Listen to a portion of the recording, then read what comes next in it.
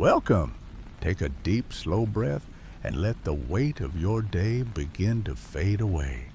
Tonight, we are going on a quiet journey back in time, leaving behind the glow of screens and the hum of electricity. We're traveling back to the mid-1800s, to a landscape of vast open prairies and high desert plateaus. Imagine yourself sitting on a weathered wooden porch as the sun begins its slow, heavy descent toward the horizon. The air is still warm from the day, carrying the faint, sweet scent of sagebrush and dry earth. The sky is a beautiful, shifting gradient of soft violets and dusty oranges, stretching out forever without a single skyscraper or power line to break the view. Everything is still. Everything is peaceful. When we think of the Wild West, we often imagine a sprawling epic that defined centuries of American life. We see it as an eternal era of outlaws, pioneers, and endless cattle drives. But the reality of this famous period is much more fleeting than the movies suggest. The era we recognize as the iconic American frontier was surprisingly short, lasting only about 30 years. It began in earnest around 1865, following the end of the Civil War, and was largely considered over by 1895. In the grand timeline of human history, it was just a heartbeat, a 3-decade window of rapid expansion, collision of cultures, and shifting borders.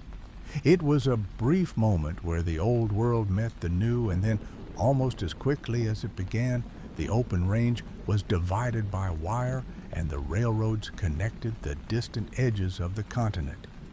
If you find this quiet exploration of history helps you settle into a restful state, I invite you to gently subscribe to our channel and leave a like on this video. It is a simple, soft way to ensure these peaceful journeys continue to find their way to you, helping you drift off into a deep and restorative sleep whenever you need it. As we sit here in the fading light of that 19th century sunset, let's look a little closer at the figures moving through the tall, golden grass. We have a very specific image in our minds of what a person of the West looked like. The silhouette against the sun, the heavy boots, the jingling spurs, and most importantly, the iconic wide-brimmed hat. But as with the timeline of the West itself, the truth of their physical appearance is often quite different from the legends we've been told over the years. The clothes they wore weren't designed for a camera lens. They were functional tools for survival, shaped by the relentless wind, the punishing heat, and the constant grit of the trail. Let's begin our look at the real wardrobe of the frontier, starting with the most famous accessory of all, though it may not be the shape you're expecting to see. Imagine that figure again, standing in the tall golden grass as the shadows grow long and blue. If you were to walk up to them and look closely through the soft twilight, you might be surprised by what you see resting on their head. In the movies, the cowboy is almost always defined by a massive, sweeping brim, the 10-gallon hat that curves upward at the sides, casting a deep shadow over the eyes. But in the actual 1870s and 80s, if you were to walk down a dusty street in a town like Dodge City or Cheyenne, you wouldn't see a sea of those iconic Stetsons. Instead, you would see something much more modest. The most popular hat of the real Wild West wasn't the cowboy hat at all. It was the bowler, also known as the derby. This rounded, stiff-domed hat, which we often associate today with Victorian bankers or city life, was the preferred choice for the men working the frontier. There was a very practical, scientific reason for this preference. Life on the Great Plains was defined by a constant, unrelenting wind that swept across the flat landscape with nothing to slow it down. A wide-brimmed hat, like the ones we see in modern Western films, acts very much like a sail. A single, sudden gust of wind could snatch it right off a rider's head, sending it tumbling into a ravine or lost forever in the brush. The bowler, however, was designed to sit low and snug against the skull. Its close-fitting, rounded shape allowed the wind to flow smoothly over it rather than catching underneath the brim.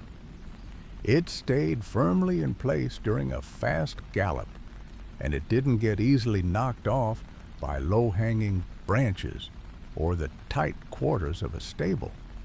It was the everyman's hat, durable, practical, and remarkably steady. Famous figures of the West, from Bat Masterson to Butch Cassidy, were frequently photographed wearing these sturdy little hats rather than the broad-brimmed versions we expect to see. The iconic Stetson Boss of the Plains, which many consider the first true cowboy hat, didn't even appear until 1865, and it didn't become the universal standard until much later in the century. Even then, the original Stetson looked quite different from the hats in films. It was flat-topped and had a straight circular brim, looking more like a sturdy sun hat than the dramatic, creased headwear of a movie hero. These hats were also a significant investment, often costing a week's wages or more, a luxury that many struggling ranch hands simply couldn't afford. Most men wore whatever they had brought with them from the East, which more often than not was a simple, functional felt derby. As we watch our traveler in the fading light, we see them reach up to adjust their hat, ensuring it is secure against the cool evening breeze. But the hat was only the beginning of their daily kit. Every piece of clothing they wore had to serve multiple purposes, acting as both protection from the elements and a portable toolkit for the long, lonely days spent in the saddle. Beneath the brim of that sturdy hat, tucked carefully around the neck, was perhaps the most versatile item of all, a simple square of fabric that did far more than just add a splash of color to a dusty coat. It was a tool of survival, resting quietly against their skin, ready for the work ahead. That simple square of cotton, often worn loosely around the neck or tucked into a pocket, was perhaps the most vital piece of equipment a person could carry. In the popular imagination, we often see the bandana pulled up over the face of a mysterious figure, used to hide an identity or signify a role. But the true science of the bandana was far more humble and significantly more practical. It was the ultimate multi-tool of the 19th century, a low-tech invention that solved a dozen different problems every single day. Imagine, for a moment, riding at the back of a herd of several thousand cattle. As the animals move across the dry, sun-baked earth, they kick up a thick, suffocating cloud of fine silt and grit. Without protection, a rider would be breathing in a constant stream of debris, irritating the lungs and making every breath a struggle. The bandana, when pulled up over the nose and mouth, acted as a primitive but effective air filter. The weave of the cotton was just tight enough to catch the heavy dust while still allowing for the slow, steady passage of air. It was a shield for the breath, a small mercy in a very dusty world. But its utility didn't end when the dust settled. Because water was a precious resource, often miles away from the current camp, the bandana served as a portable wash basin, A traveler might use a few drops of water from a canteen to dampen the cloth, using it to wipe the salt and sweat from their eyes at the end of a long afternoon.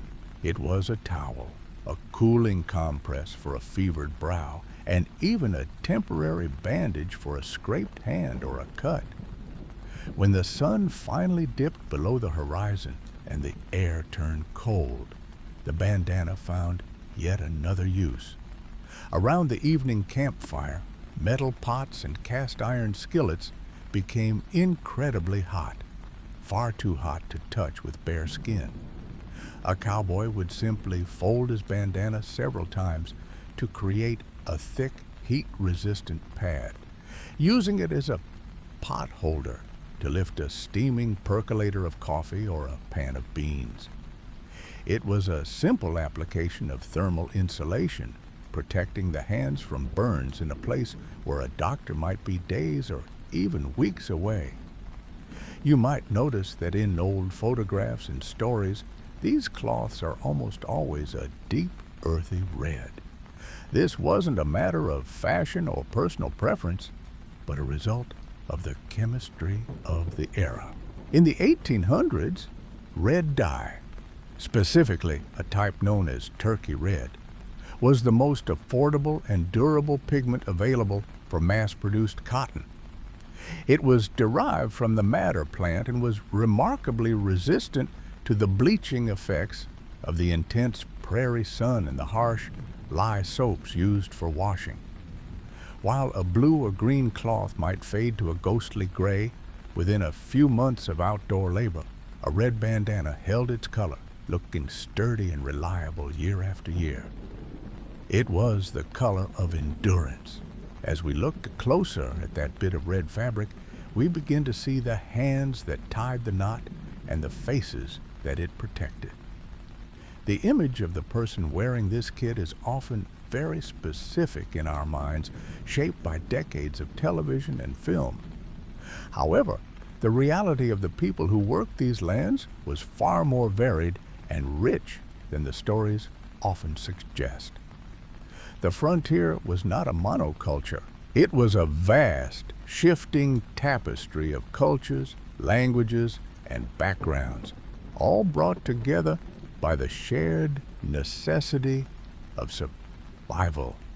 As the firelight flickers and the stars begin to emerge in the wide western sky, we move our gaze from the clothes to the remarkable diversity of the people who wore them, discovering that the true face of the frontier was much broader than we were ever told. If you could sit beside that flickering fire in the middle of a quiet 19th century night, the faces you would see gathered around the warmth might surprise you. For a long time, the stories we told ourselves about the frontier were painted in very narrow strokes. But the historical reality was a much more beautiful and complex mosaic of cultures. The West was a place where people from vastly different worlds met on common ground, bound together by the rhythm of the seasons and the demands of the land. As you settle into your blankets, imagine the steady, quiet presence of the men who worked these herds. Historians now understand that the frontier was one of the most integrated places in the country at the time. It is a striking scientific fact that at least 1 in every 4 cowboys was black. Following the end of the Civil War, many formerly enslaved men traveled toward the setting sun, seeking a life where their worth was measured by their skill with a rope and their steady hand during a midnight stampede.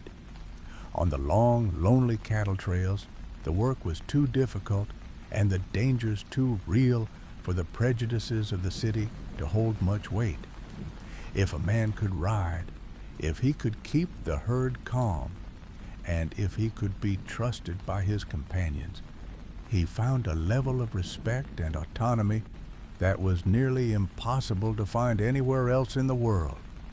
And there, resting near the edge of the light, were the vaqueros. These Mexican riders were the true architects of the Western lifestyle.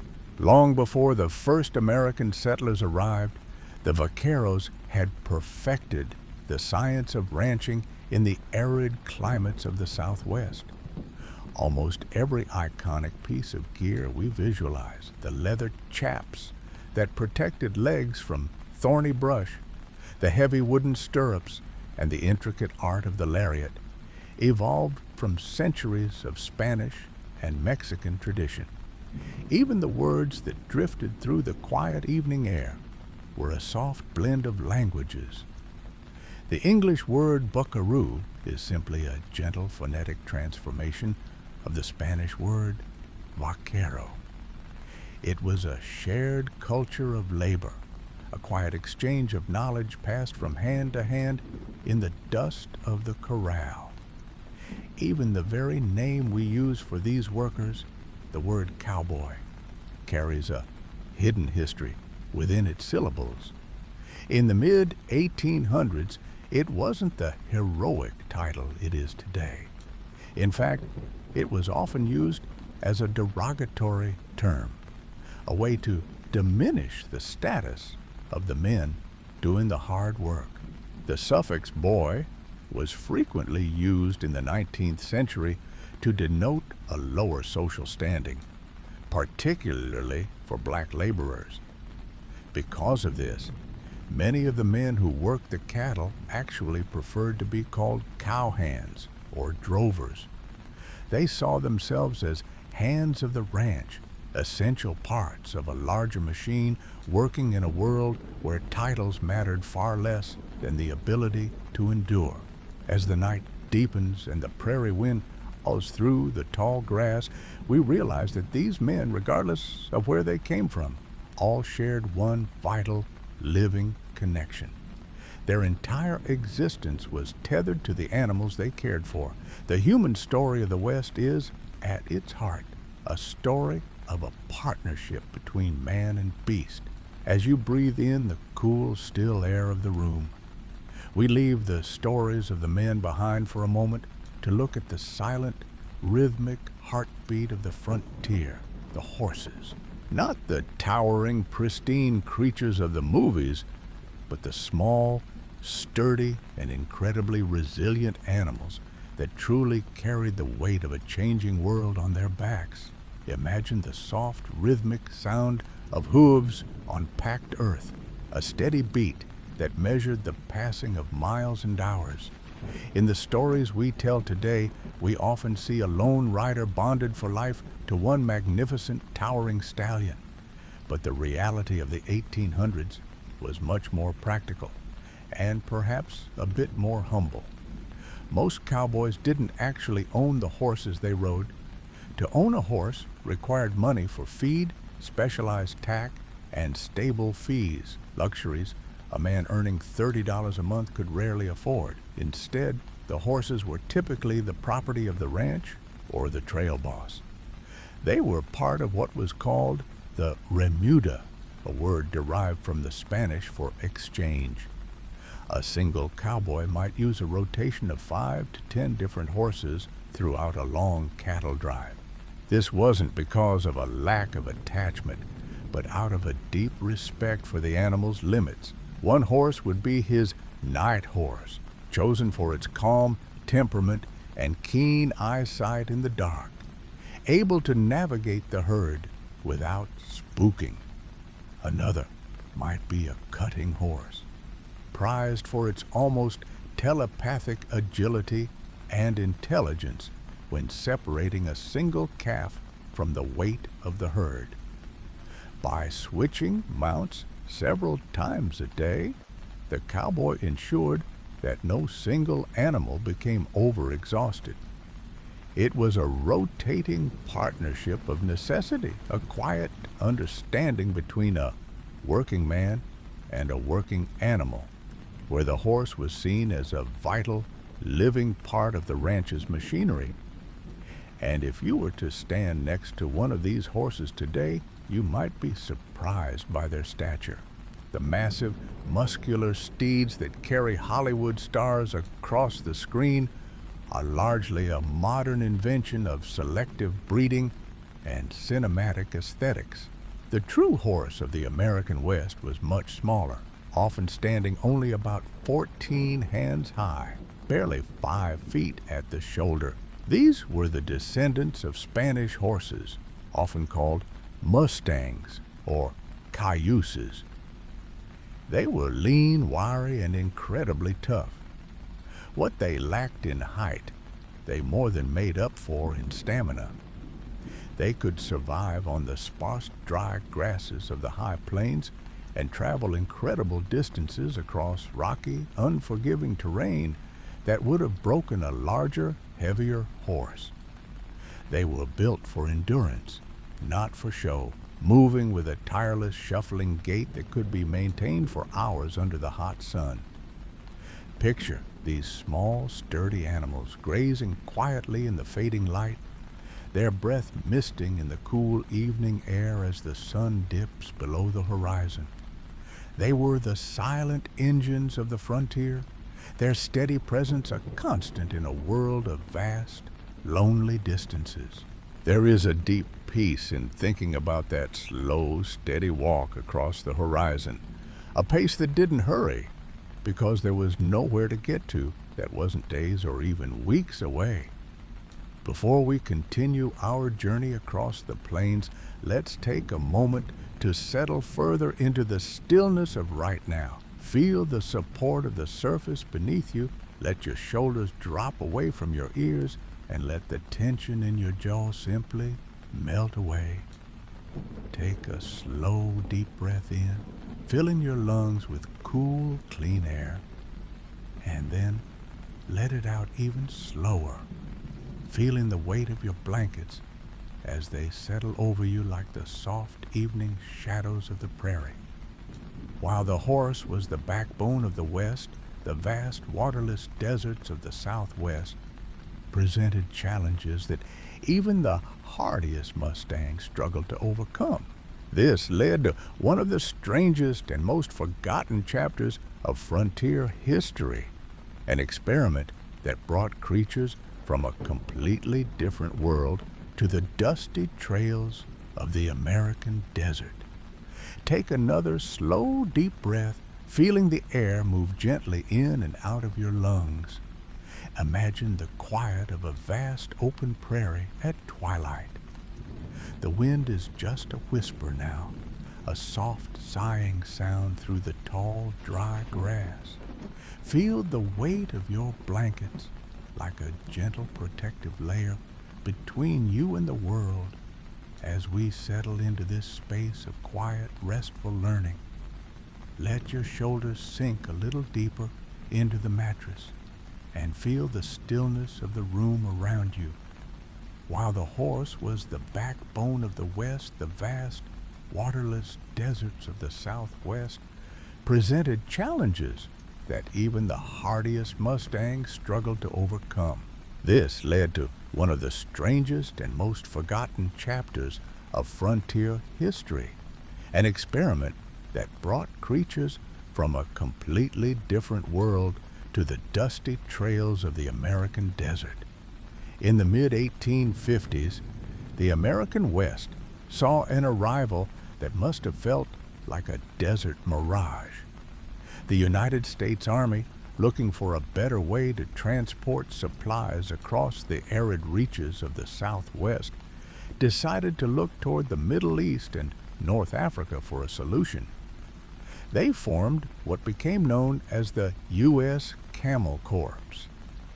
It sounds like a dream today. Dozens of camels, both the one-humped dromedary and the two-humped Bactrian, wandering the dusty trails of Texas, Arizona, and California.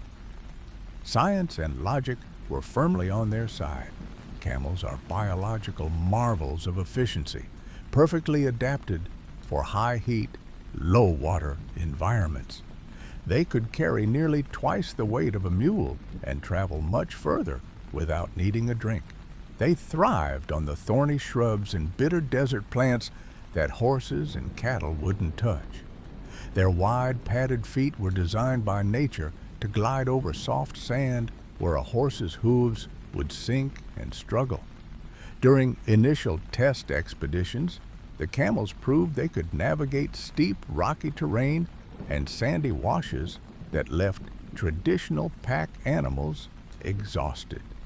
On paper, the experiment was a brilliant success, but there was a problem that the Army hadn't quite accounted for: the psychology of the existing livestock.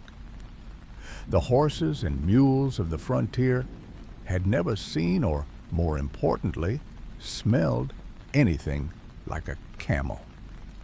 The scent of a camel is distinct and pungent, and to a frontier horse it signaled a primitive, unknown danger. The mere presence of the Camel Corps would often cause massive stampedes. Mules would bolt in terror, and horses would become completely unmanageable. This friction, combined with the onset of the Civil War, eventually led to the end of the program.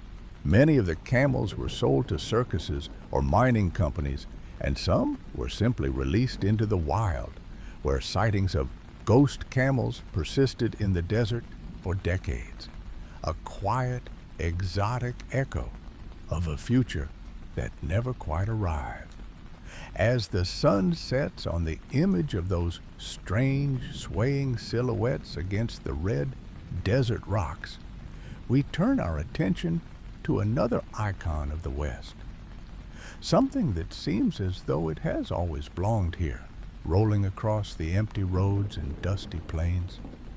It is perhaps the most famous plant of the frontier, yet its history is as surprising and foreign as the camels themselves. Even the most quintessential symbols of the western landscape, those dry, skeletal spheres that tumble across the road during a storm, have a hidden story.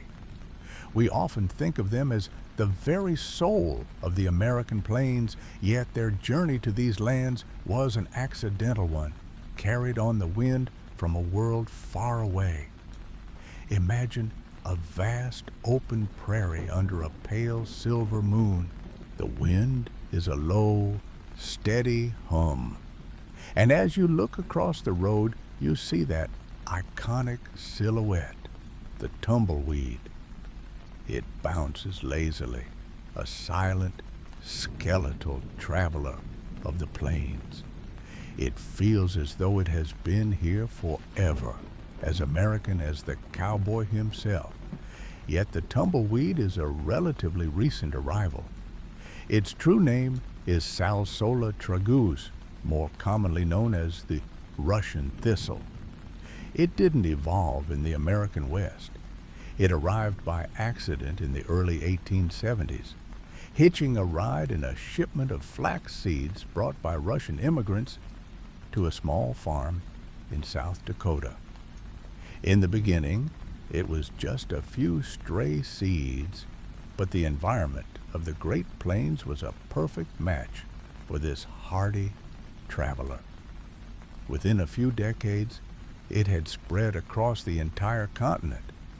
But the most fascinating thing about the tumbleweed isn't where it came from. It's the science of how it moves.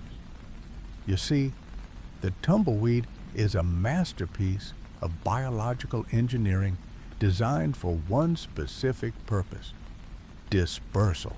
When the plant is young, it is actually quite soft and green, sometimes even sporting small, delicate flowers. It stays rooted in the ground, drinking what little water it can find in the arid soil.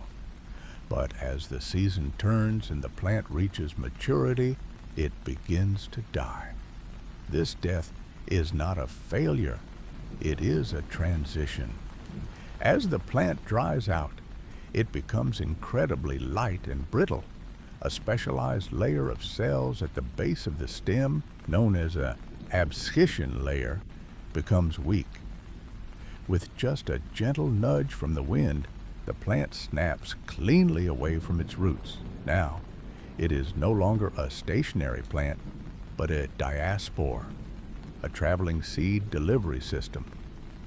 Because of its spherical, airy shape, it catches the wind like a sail.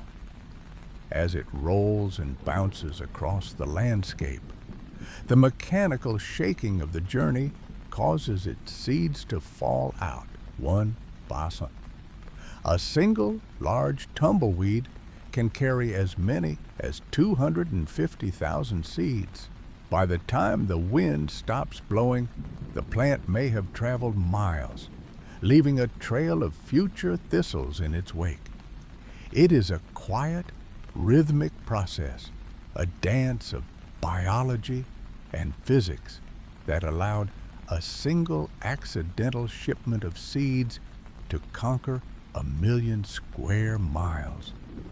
Listen to the sound it makes in your mind, a soft, papery rustle against the dry earth, a gentle skittering over the gravel. It is the sound of the frontier's most successful immigrant, a plant that transformed the very look of the landscape. These rolling travelers give the impression of a lonely, lawless land where the wind is the only thing in control and the horizon stretches out into an unpredictable void. We have been taught by a century of stories to see this landscape as a place of constant danger, a wild frontier where every shadow held a threat and every tone was a powder keg. But as we watch the tumbleweed disappear into the velvet shadows of the horizon, we begin to uncover a different truth about the people who built their lives here. The Wild West might not have been nearly as wild as the movies would have us believe. In fact, if you were to step back in time and walk down the dusty main street of a frontier town, you might find a level of peace, quiet, and order that feels surprisingly familiar. The reality of the landscape was often much safer than the legends suggest. The term Wild West is a phrase we use so often that it's easy to believe it was a place of constant, unbridled chaos. We imagine every street corner as a potential stage for a showdown and every sunset as a backdrop for a robbery. But if you were to close your eyes and imagine yourself standing in the middle of a frontier town in the 1850s, the sounds you would hear would be much more peaceful than the movies suggest. You would hear the rhythmic clink of a blacksmith's hammer, the low lowing of cattle in the distance, and the soft murmur of neighbors greeting one another on a wooden sidewalk. The wildness was, for the most part, a literary invention. When we look at the actual statistics of the time, a surprising picture begins to emerge. In many of the most famous frontier towns, places whose names are now synonymous with danger, the homicide rates were remarkably low. In fact, historians who have pored over local records and old newspapers have found that these towns were often statistically safer than many modern American cities are today. Violence was not the daily norm. It was a rare and shocking event that would be talked about for months. The vast majority of people living in the West were farmers, merchants, and families who valued stability above all else. They were people who had traveled thousands of miles to find a quiet life, not a violent one. Think for a moment about the iconic image of a bank robbery, the masked outlaws, the dramatic escape, the clatter of hooves on the dirt road. In the world of Hollywood, this happened every Tuesday. But in the real history of the frontier, between the years of 1859 and 1900, there are only about 8 documented instances of a classic bank robbery across the entire American West. It's a staggering thought when you consider how many stories have been written about them. The reason for this rarity was simple. Banks were the heart of a town's economy, They were built like fortresses, often constructed of heavy stone or brick, with massive iron safes that were nearly impossible to crack with the tools of the time. Furthermore, the townsfolk were incredibly protective of their community's wealth. A stranger acting suspiciously near the bank would be spotted instantly by dozens of watchful eyes. For an outlaw, the risk of being trapped in a town full of people defending their livelihood far outweighed the potential reward. The peace of these towns wasn't just a matter of good luck or small populations, it was the result of a very intentional structure of living. When settlers arrived, they didn't leave the concept of law behind in the East. They brought it with them, and in many cases, made it even more stringent to suit the challenges of the frontier. They understood that for a community to thrive and for businesses to grow, it had to be a place where a person could walk home at night without fear. This collective desire for order led to the creation of local laws that were designed to prevent conflict before it could even begin.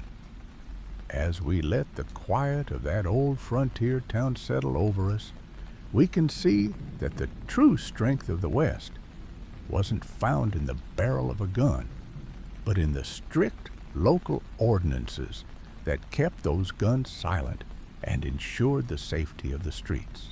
Imagine arriving at the outskirts of a dusty cattle town after weeks on the long, lonely trail.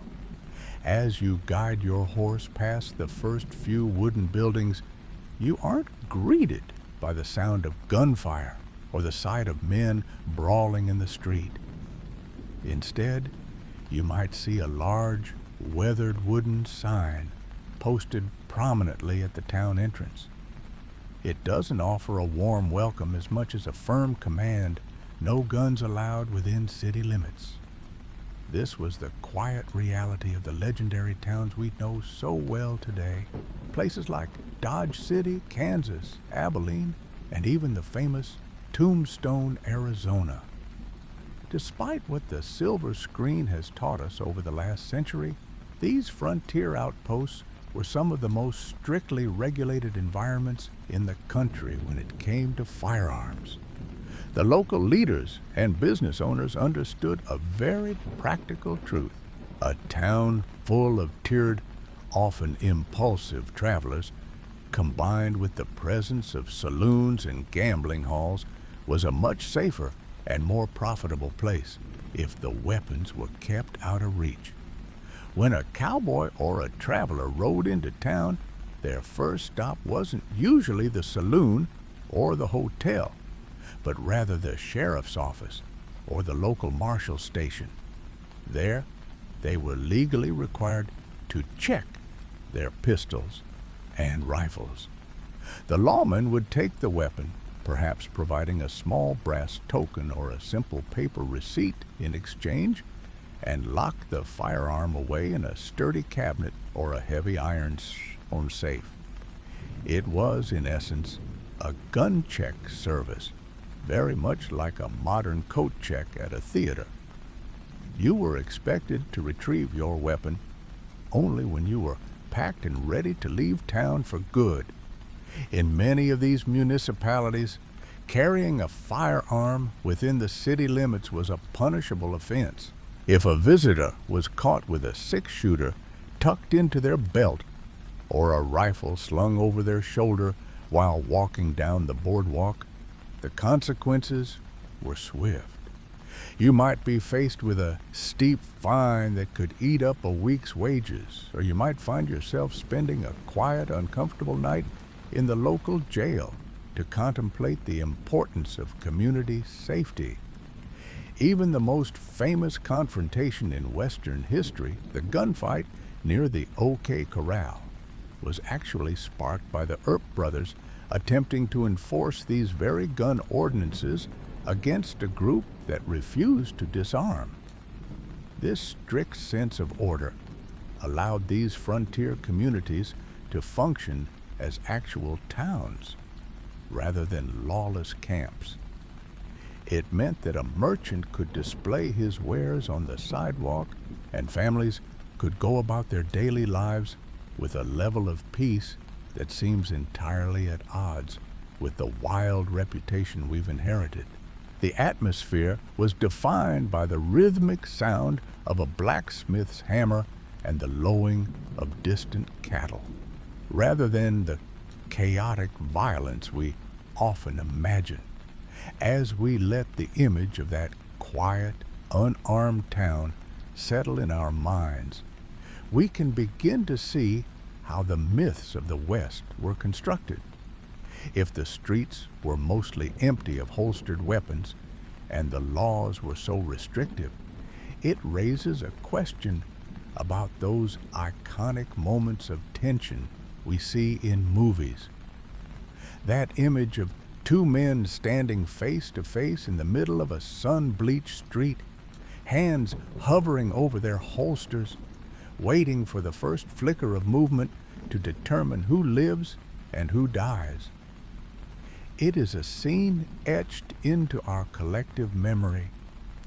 Yet, as we look closer at the dusty reality of the 1800s, we find that the quick-draw duel is more a product of the imagination than of history. The real encounters were much more human, much more chaotic, and far less choreographed than the legends suggest.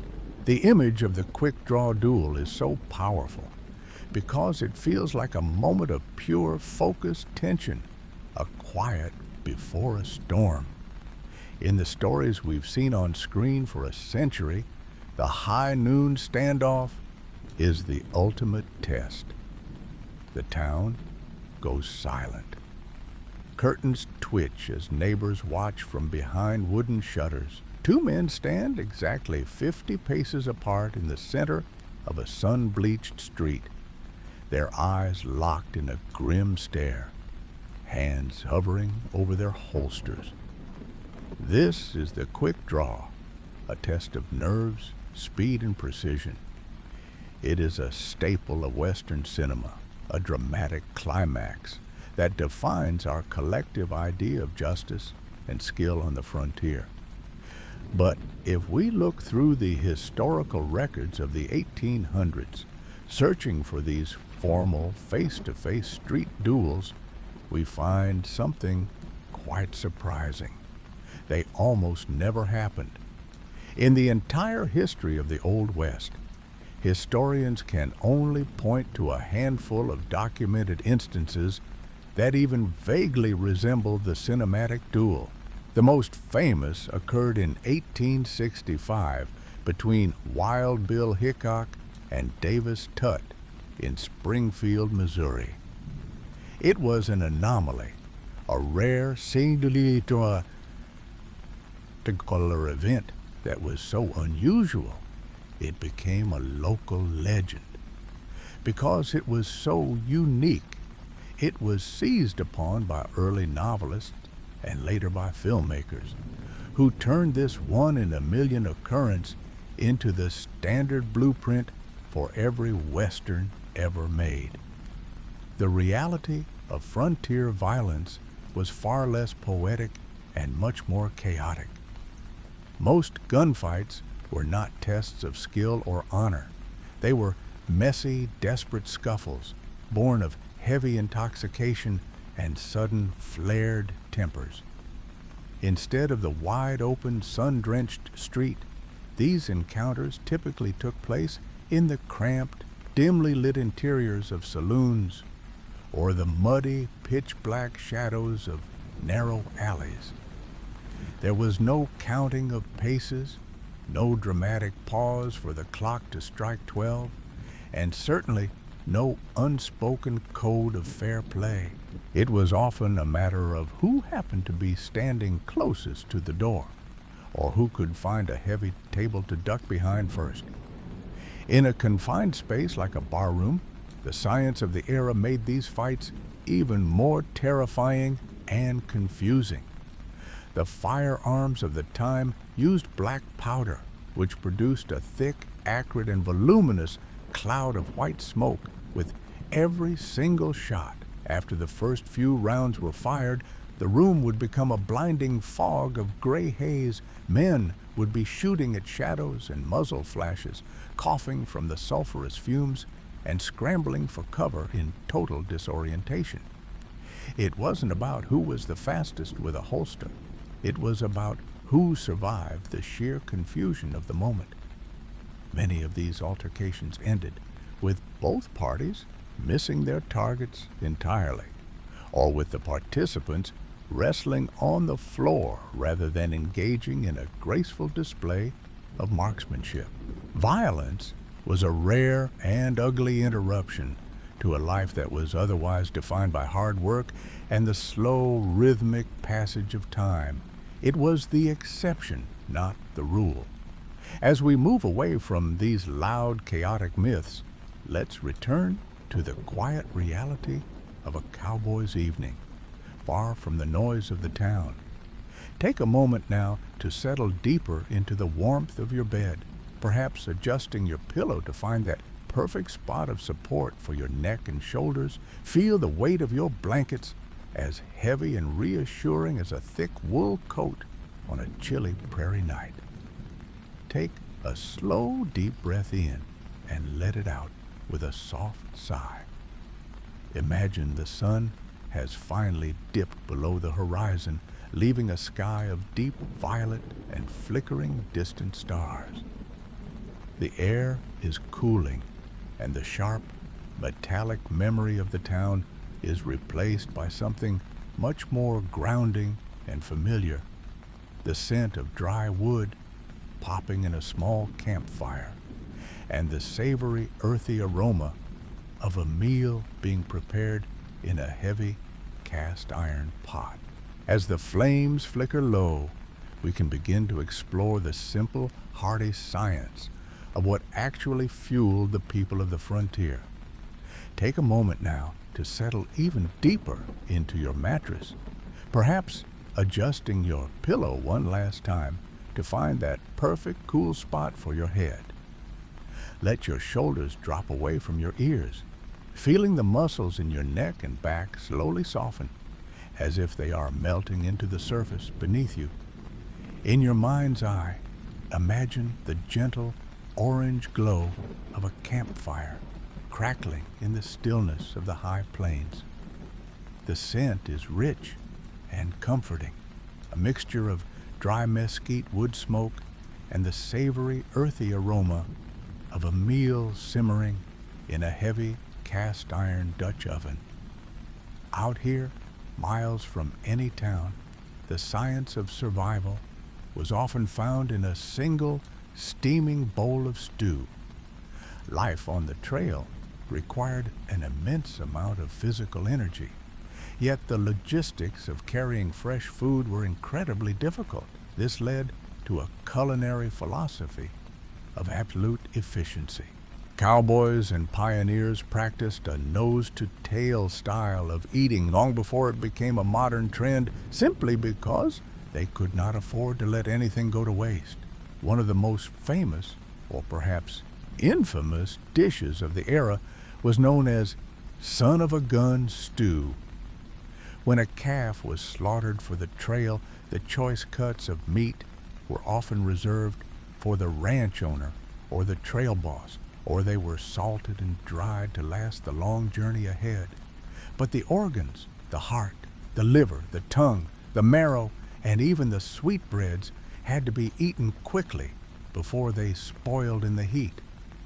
The camp cook, often called the cookie, would toss all of these highly nutritious parts into a large pot with whatever else was on hand, usually just onions, a few potatoes if they were lucky, and plenty of salt and pepper.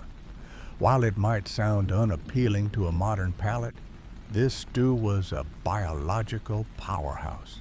It was incredibly dense in iron, vitamins, and the fats necessary to keep a man working 18-hour days in the saddle. It was a humble, functional meal that provided the literal fuel for the expansion of the West, simmered slowly over a low flame. until the textures were tender and the flavors had melded into a deep, rich broth. However, the frontier diet wasn't always as rugged as organ meats and hardtack. You might be surprised to learn that one of the most popular luxury foods in the landlocked American West was actually the oyster. During the mid to late 1800s, an absolute craze for oysters swept across the frontier towns.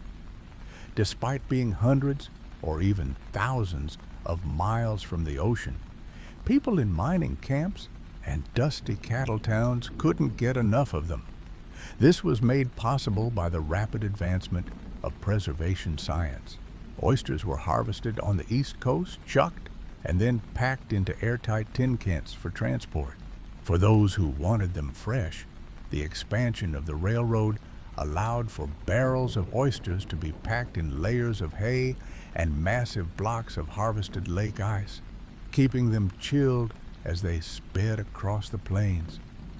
Finding a discarded oyster tin in the middle of the desert was a common sight, a small metallic reminder of a world far beyond the horizon. For a miner who had spent months eating nothing but beans and salt pork, a tin of oysters was more than just a meal. It was a taste of civilization, a soft, salty luxury that felt like a connection to the sophisticated cities they had left behind.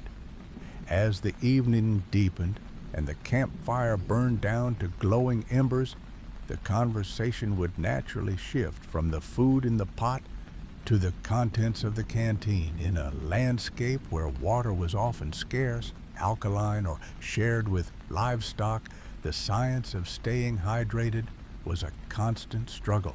This necessity for safe, or at least palatable, liquid often led the weary traveler toward the flickering lights of the nearest settlement, where the local saloon offered more than just a place to wash down the dust of the trail.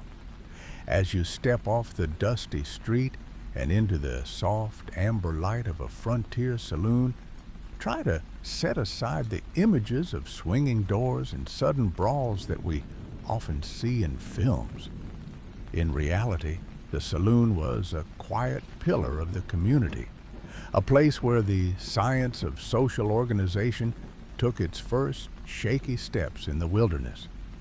Because permanent buildings were expensive and slow to rise, the saloon became a versatile space that served many purposes beyond just pouring a glass of spirits.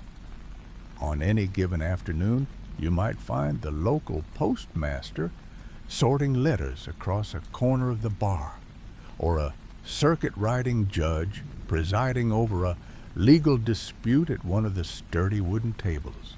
It was a town hall, a newsroom, and a place to conduct business, all rolled into one. The atmosphere was often more hushed and businesslike than we might imagine, with men leaning over maps or newspapers, catching up on the world they had left behind. It was the central nervous system of the town, where information flowed as freely as the drinks. And when it came time to order a drink, the reality was quite different from the refined spirits of today. The whiskey served on the frontier was rarely aged in oak barrels to develop a complex profile. Instead, it was often a high-proof raw-grain alcohol, sometimes called rot gut or coffin varnish. To give this clear, biting liquid the appearance and flavor of traditional whiskey, saloon keepers and suppliers would get creative with simple chemistry. They would often add burnt sugar for a deep caramel color or a bit of tobacco to give it a smoky, earthy flavor. Sometimes, even more unusual ingredients like iodine or red pepper were added to provide a kick that simulated the burn of high-quality spirits. It was a rough science designed to make a harsh, unrefined product palatable enough for a weary traveler looking to dull the aches of a long day in the saddle. The goal wasn't connoisseurship, but a momentary reprieve from the physical toll of frontier life. Despite the rugged nature of the alcohol, the saloon remained a place of shared humanity. It was where a lonely ranch hand could find a game of cards or a conversation that broke the silence of the vast empty plains. However, as the evening wore on and the heat of the day began to dissipate into the cool prairie air, the patrons of the saloon often felt the weight of the trail in a different way. The dust of the plains didn't just coat their boots. It worked its way into every seam of their clothing and every pore of their skin. After weeks of traveling, a drink was a comfort, but there was a deeper, more physical longing that no glass of spirits could satisfy. The mind would begin to drift toward the ultimate frontier luxury, the rare and wonderful sensation of truly being clean. In a world where water was a precious resource and every drop had to be earned, the simple act of bathing was about to become a carefully managed ritual, a moment of stillness and restoration that felt like a true miracle in the heart of the dry, wild landscape. Imagine the fine, silty dust of the plains. It was a constant companion, settling into the creases of a traveler's skin and the heavy fibers of their wool shirt. After weeks on the trail, the simple dream of a bath became a powerful obsession.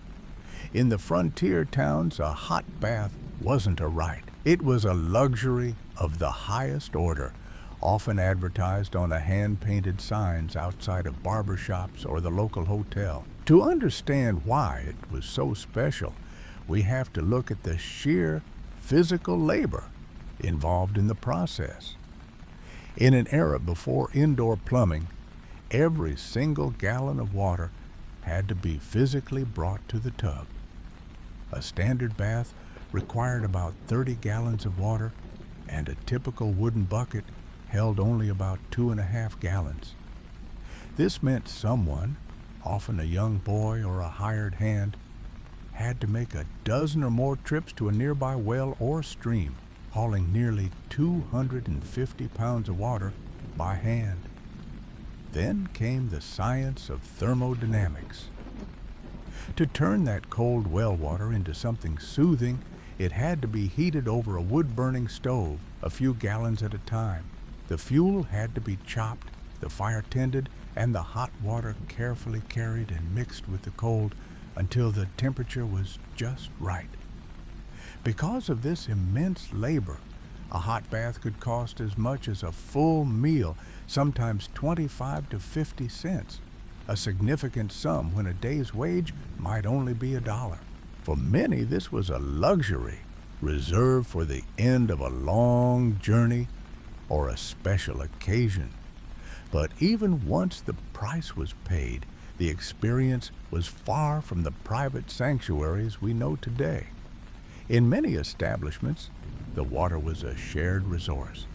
To conserve both the water itself and the precious firewood used to heat it, multiple patrons would often use the same bath water, one after another.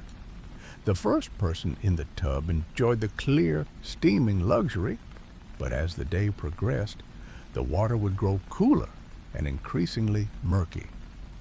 By the time the fourth or fifth person stepped in, the water was a thick, gray soup of trail grit and soap suds. It was a practical, if unappealing, solution to the scarcity of the frontier.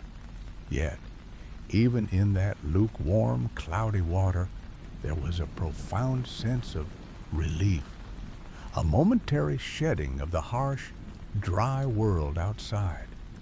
This deep appreciation for a single tub of water reminds us just how central that liquid was to every aspect of Western life. While we think of the Wild West as a place of action, it was, scientifically speaking, a story of hydration and survival. Beyond the towns, the landscape became an unforgiving teacher of the value of old moisture. In the vast, arid stretches of the Great Basin, or the Mojave, water wasn't just for washing. It was the boundary between life and death. Pioneers and cowboys had to learn the subtle signs of the earth, the way certain plants like the cottonwood tree would lean toward hidden underground springs, or how the flight of birds at dusk might lead toward a tank, a natural hollow in the rock where rainwater had collected. Survival meant understanding the slow, quiet movement of water through a parched land, watching the horizon for any sign of a change in the atmosphere. And in a land where the clouds often teased but rarely delivered, the people of the West would eventually turn their eyes upward, wondering if there was a way to force the very heavens to give up their secrets. In those long, parched summers, when the grass turned to brittle gold and the dust felt like it would never settle, the people of the frontier looked toward the sky with a mixture of hope and desperation. This desperation birthed a strange and specialized profession, the rainmaker. These were men often referred to as con-scientists by the skeptical, who claimed they could command the very weather using the principles of physics and chemistry. Their most famous method was rooted in a curious observation from military history. It had long been noted that after great thunderous battles in Europe, rain often seemed to follow the heavy artillery fire. This led to the concussion theory, the idea that massive vibrations and heat in the atmosphere could literally shake the moisture out of the clouds, forcing them to release their rain. The theory suggested that if you could create enough noise and pressure in the air, the tiny suspended droplets of water vapor would be jolted into one another, causing them to coalesce into heavy drops and fall to the earth.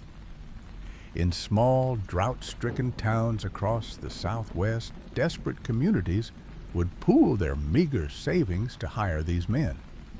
They would arrive with wagons full of equipment, setting up great batteries of cannons or specially designed mortars. They would fire these weapons rhythmically into the hazy blue sky for hours, sometimes days at a time. From a distance, it must have sounded like a slow artificial heartbeat echoing across the silent plains. As you listen to the rhythmic pulse of your own breathing, imagine the scene: the heat of the sun, the smell of burnt gunpowder drifting on a dry breeze, and the sight of white smoke rings rising slowly toward a cloudless horizon. But as the science of the time eventually proved, the theory was flawed. While the concussions were powerful to human ears, they were nowhere near the scale required to influence the massive, complex systems of the atmosphere. The energy of a cannon blast is a mere whisper compared to the energy within a single storm cell. Most of the time, the only thing that fell from the sky was the smell of sulfur and the drifting soot of the black powder. Other rainmakers tried a different scientific approach, building high wooden towers to release secret mixtures of chemicals and gases into the wind. They hoped to seed the clouds, much like modern meteorologists do today with silver iodide. While their intentions were often based on a kernel of scientific curiosity, the results were almost always the same: a lingering haze, a few disappointed farmers, and a sky that remained stubbornly clear. It was a time of strange, hopeful science, a bridge between ancient folklore and the birth of modern weather science. Yet, as the smoke cleared and the cannons fell silent, the reality of the landscape remained unchanged. The sun continued its slow, unyielding path across the horizon, and the earth stayed dry. When the heavens wouldn't provide, the settlers had to look back down at the soil beneath their boots. They realized that if they couldn't change the weather, they would have to change the way they managed the land itself. The vast open range, once defined only by the horizon and the movement of the clouds, was about to be transformed by a much more grounded invention. The struggle for water and resources meant that the old ways of the open prairie were becoming unsustainable. To protect what little they had, their crops, their wells, and their livestock, a new kind of technology was needed. It wasn't a grand machine or a scientific breakthrough of the sky, but a simple, sharp, and revolutionary invention that would change the map of the West forever. It was a thin strand of steel that would bring order to the chaos of the wilderness, moving the focus from the infinite sky down to the hard-won boundaries of the earth. As the smoke from the rain-making cannons drifted away, the focus of the frontier shifted from the unpredictable sky back down to the solid, sun-baked earth. The settlers realized that if they couldn't control the weather, they had to control the land itself. In the vast, treeless expanse of the Great Plains, this was a difficult task. There were no stones to build walls, and very few trees to provide lumber for traditional wooden fences. For a long time, the West remained an open range where cattle wandered freely across thousands of miles of grass, and the only boundaries were the horizons. But in the 1870s, a simple invention changed everything. It was a humble strand of steel, twisted with sharp points at regular intervals. It was cheap, easy to transport, and incredibly effective. While the history books often credit the six-shooter or the repeating rifle with taming the West, many historians argue that the real conqueror of the frontier was actually barbed wire. It provided the first practical way to divide the infinite landscape into manageable plots.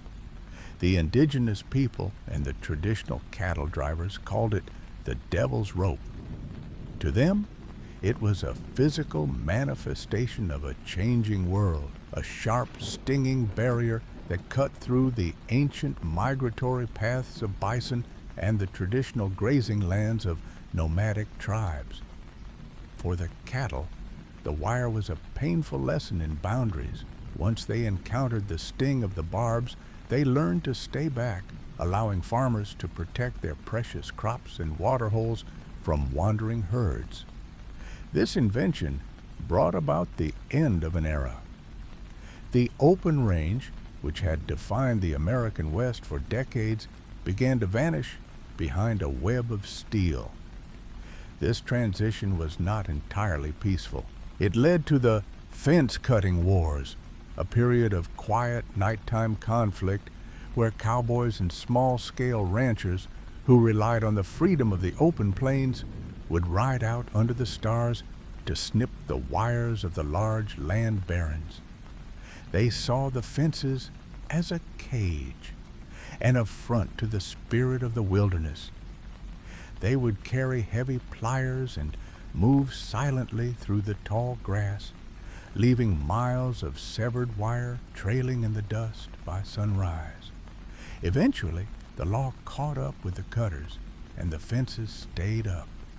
The wild, sprawling chaos of the frontier began to settle into the neat, rectangular patterns of private property and organized agriculture.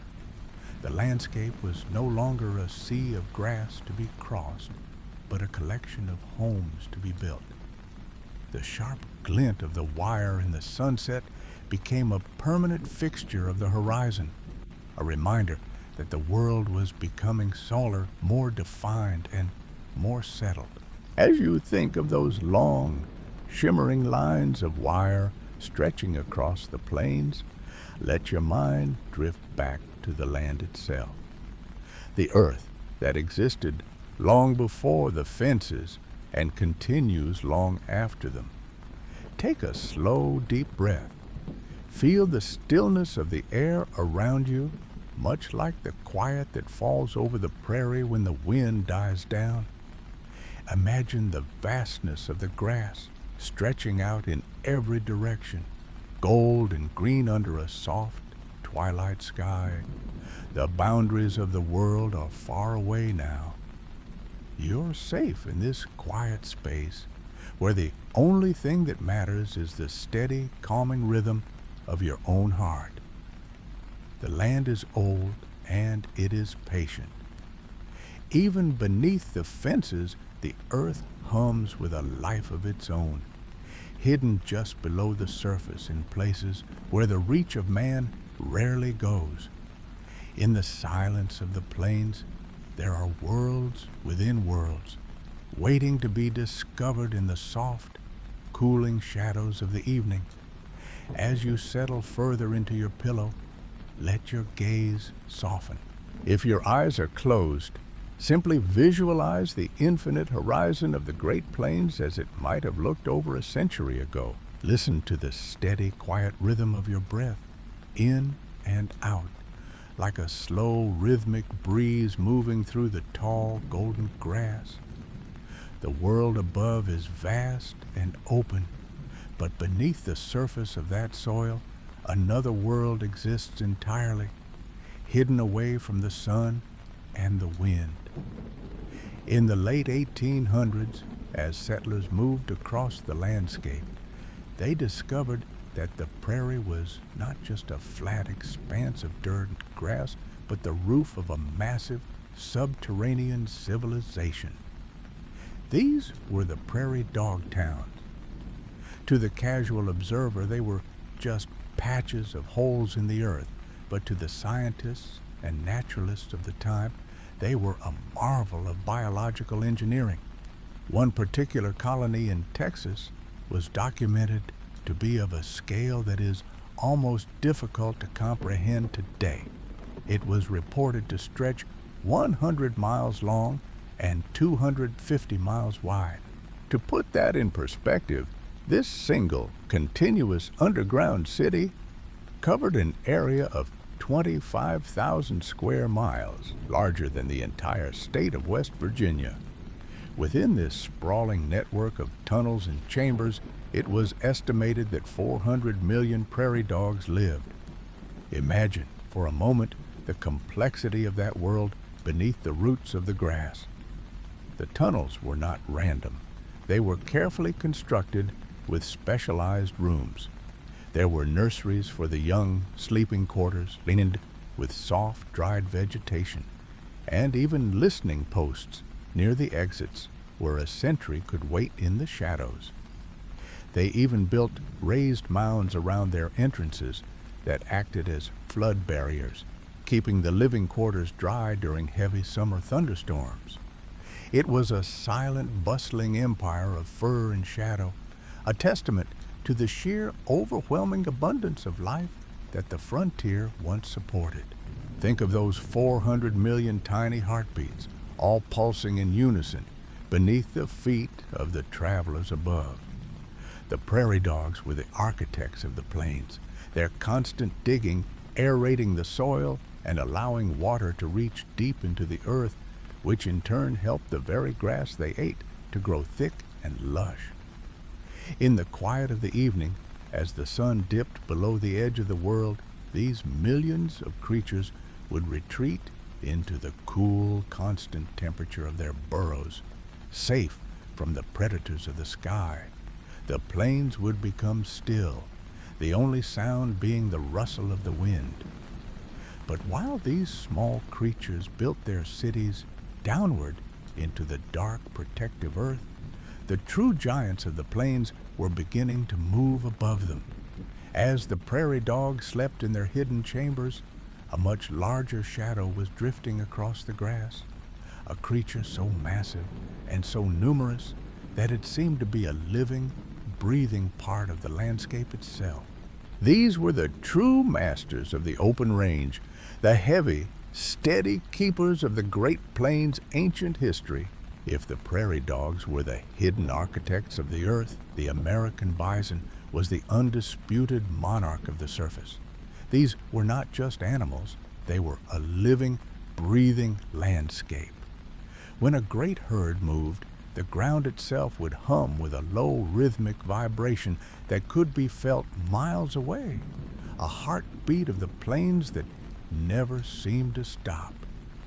Biologically, the bison is a masterpiece of cold weather adaptation. Their massive humps are not merely stores of fat. They are composed of powerful muscles that support their heavy heads, allowing them to use their necks like a biological snowplow. In the brutal winters of the Great Plains, a bison can swing its head from side to side with incredible force, clearing deep, heavy snow to reach the dormant, nutrient-rich grass buried beneath. Their coats are so thick and insulating that snow can settle on their backs without melting, as their body heat is trapped deep against their skin, kept away from the frozen air. It is difficult for the modern mind to grasp the sheer, overwhelming scale of their presence in the early 1800s. Naturalists estimate that between 30 and 60 million bison once roamed the continent. Early explorers described herds so vast they stretched from horizon to horizon, appearing as a dark, shifting sea of fur that took days, sometimes even weeks, to pass a single point. They were a keystone species, their grazing patterns and wallowing holes creating a mosaic of habitats for countless other plants and animals, maintaining the health of the entire prairie ecosystem. But as the frontier changed, so did the fate of the bison. Through a combination of industrial-scale hunting, habitat loss, and the expansion of the railroads, their numbers collapsed with a speed that shocked even the people of that era. By the year 1884, a census of the wild population revealed a heartbreaking reality. Fewer than 1,000 bison remained in all of North America. They were on the very precipice of vanishing forever, a silent shadow of the giants they once were.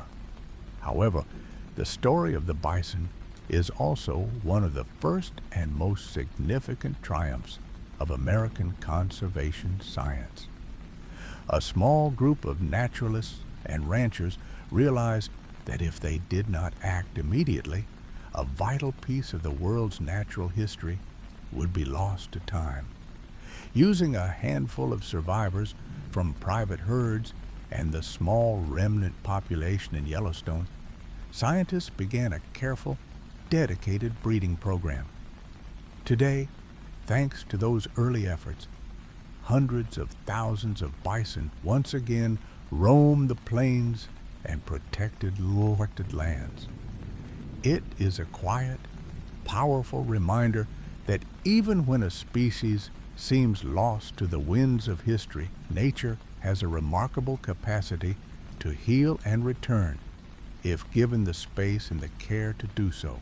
As the great herds once again began to find their footing in the quiet corners of the West, the human world was finding new, urgent ways to bridge the immense distances of the plains.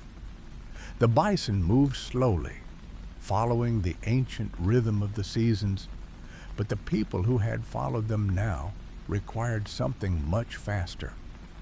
They needed a way to send words and news across the thousands of miles of grass and mountain, a desperate need for connection that led to one of the most short-lived yet legendary chapters of the frontier's history.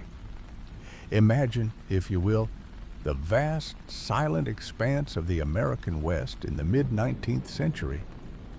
To send a letter from the bustling streets of New York to the gold-tinted hills of California, one had to be very patient.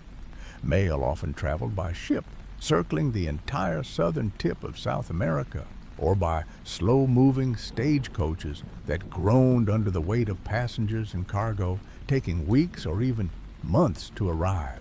This desperate need for a faster connection birthed one of the most enduring legends of the frontier, the Pony Express.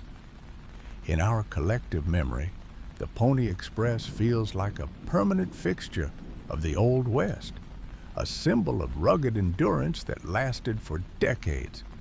Yet, the historical reality is quite different. This ambitious relay system was a remarkably short-lived experiment, operating for only 19 months, from April 1860 to October 1861. It was a brief, flickering candle in the long night of history, yet it burned with such intensity that we still speak of it today. The science of the Pony Express was built entirely around the physics of speed and the biology of the horse. To shave days off the delivery time, every ounce of weight was scrutinized.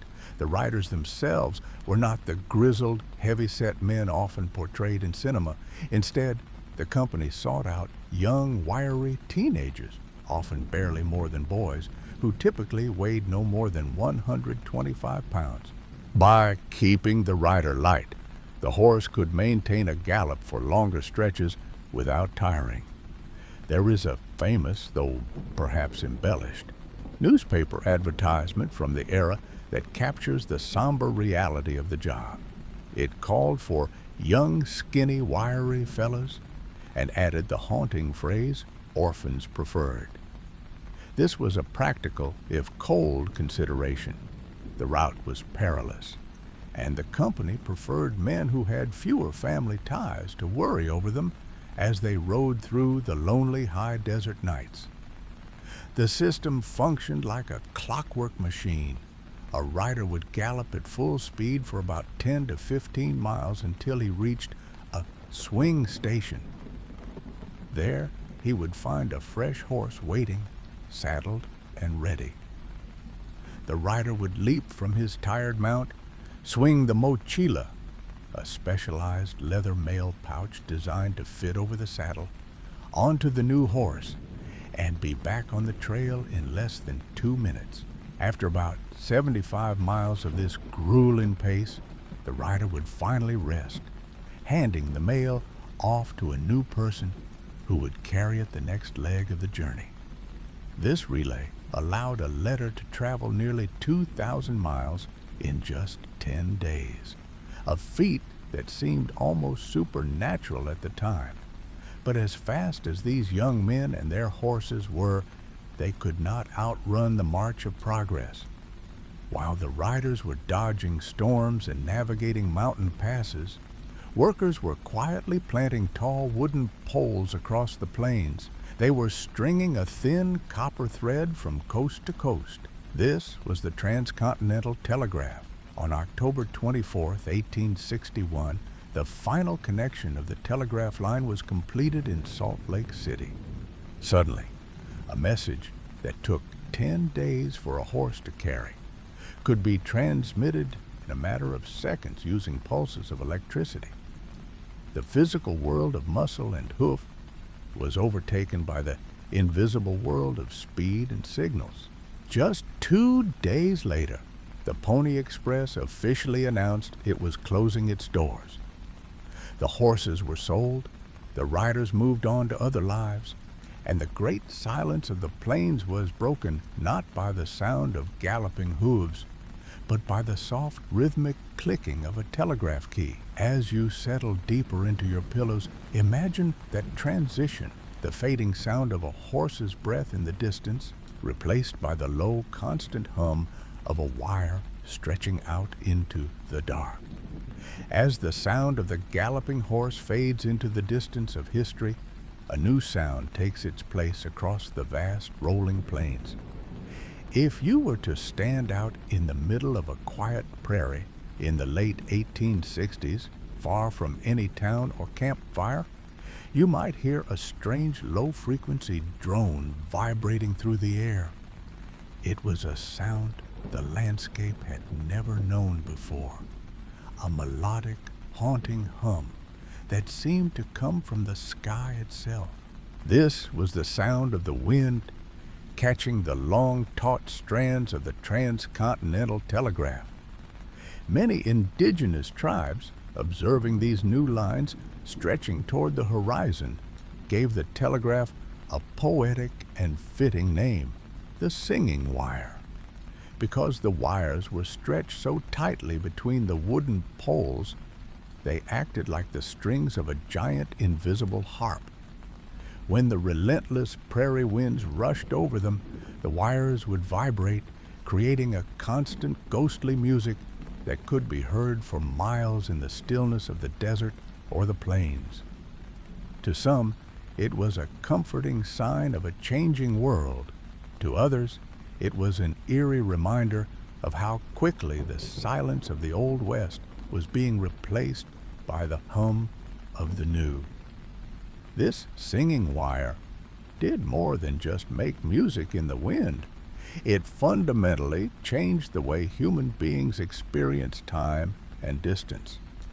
Before the telegraph, the frontier was defined by its isolation.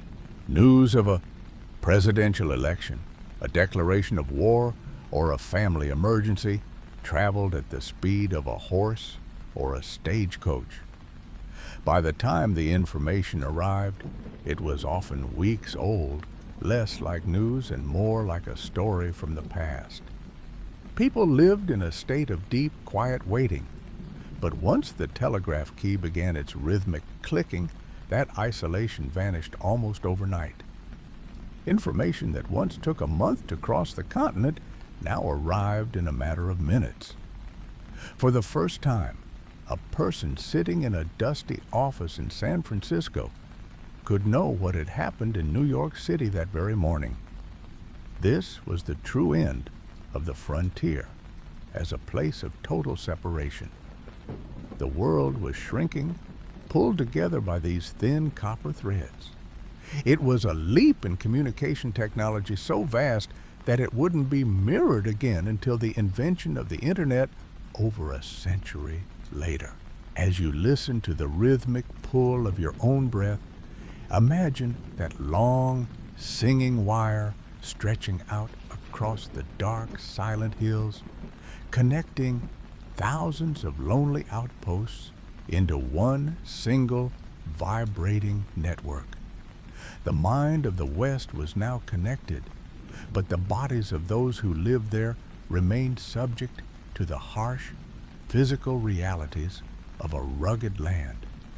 While news could travel at the speed of light, the people themselves still faced the slow, often difficult challenges of health and survival. And in those remote areas where the singing wire was the only link to the modern world, the science of medicine was often a strange, improvised, and sometimes frightening blend of necessity and guesswork. As the world became more connected through wires and electricity, the local realities of a small-town doctor were about to become very personal. While the telegraph could send a message across the continent in a heartbeat, it could not mend a broken bone or soothe a pulsing toothache. In the vast, quiet stretches of the West, medical science was often a matter of who happened to be nearby and who owned the sharpest tools.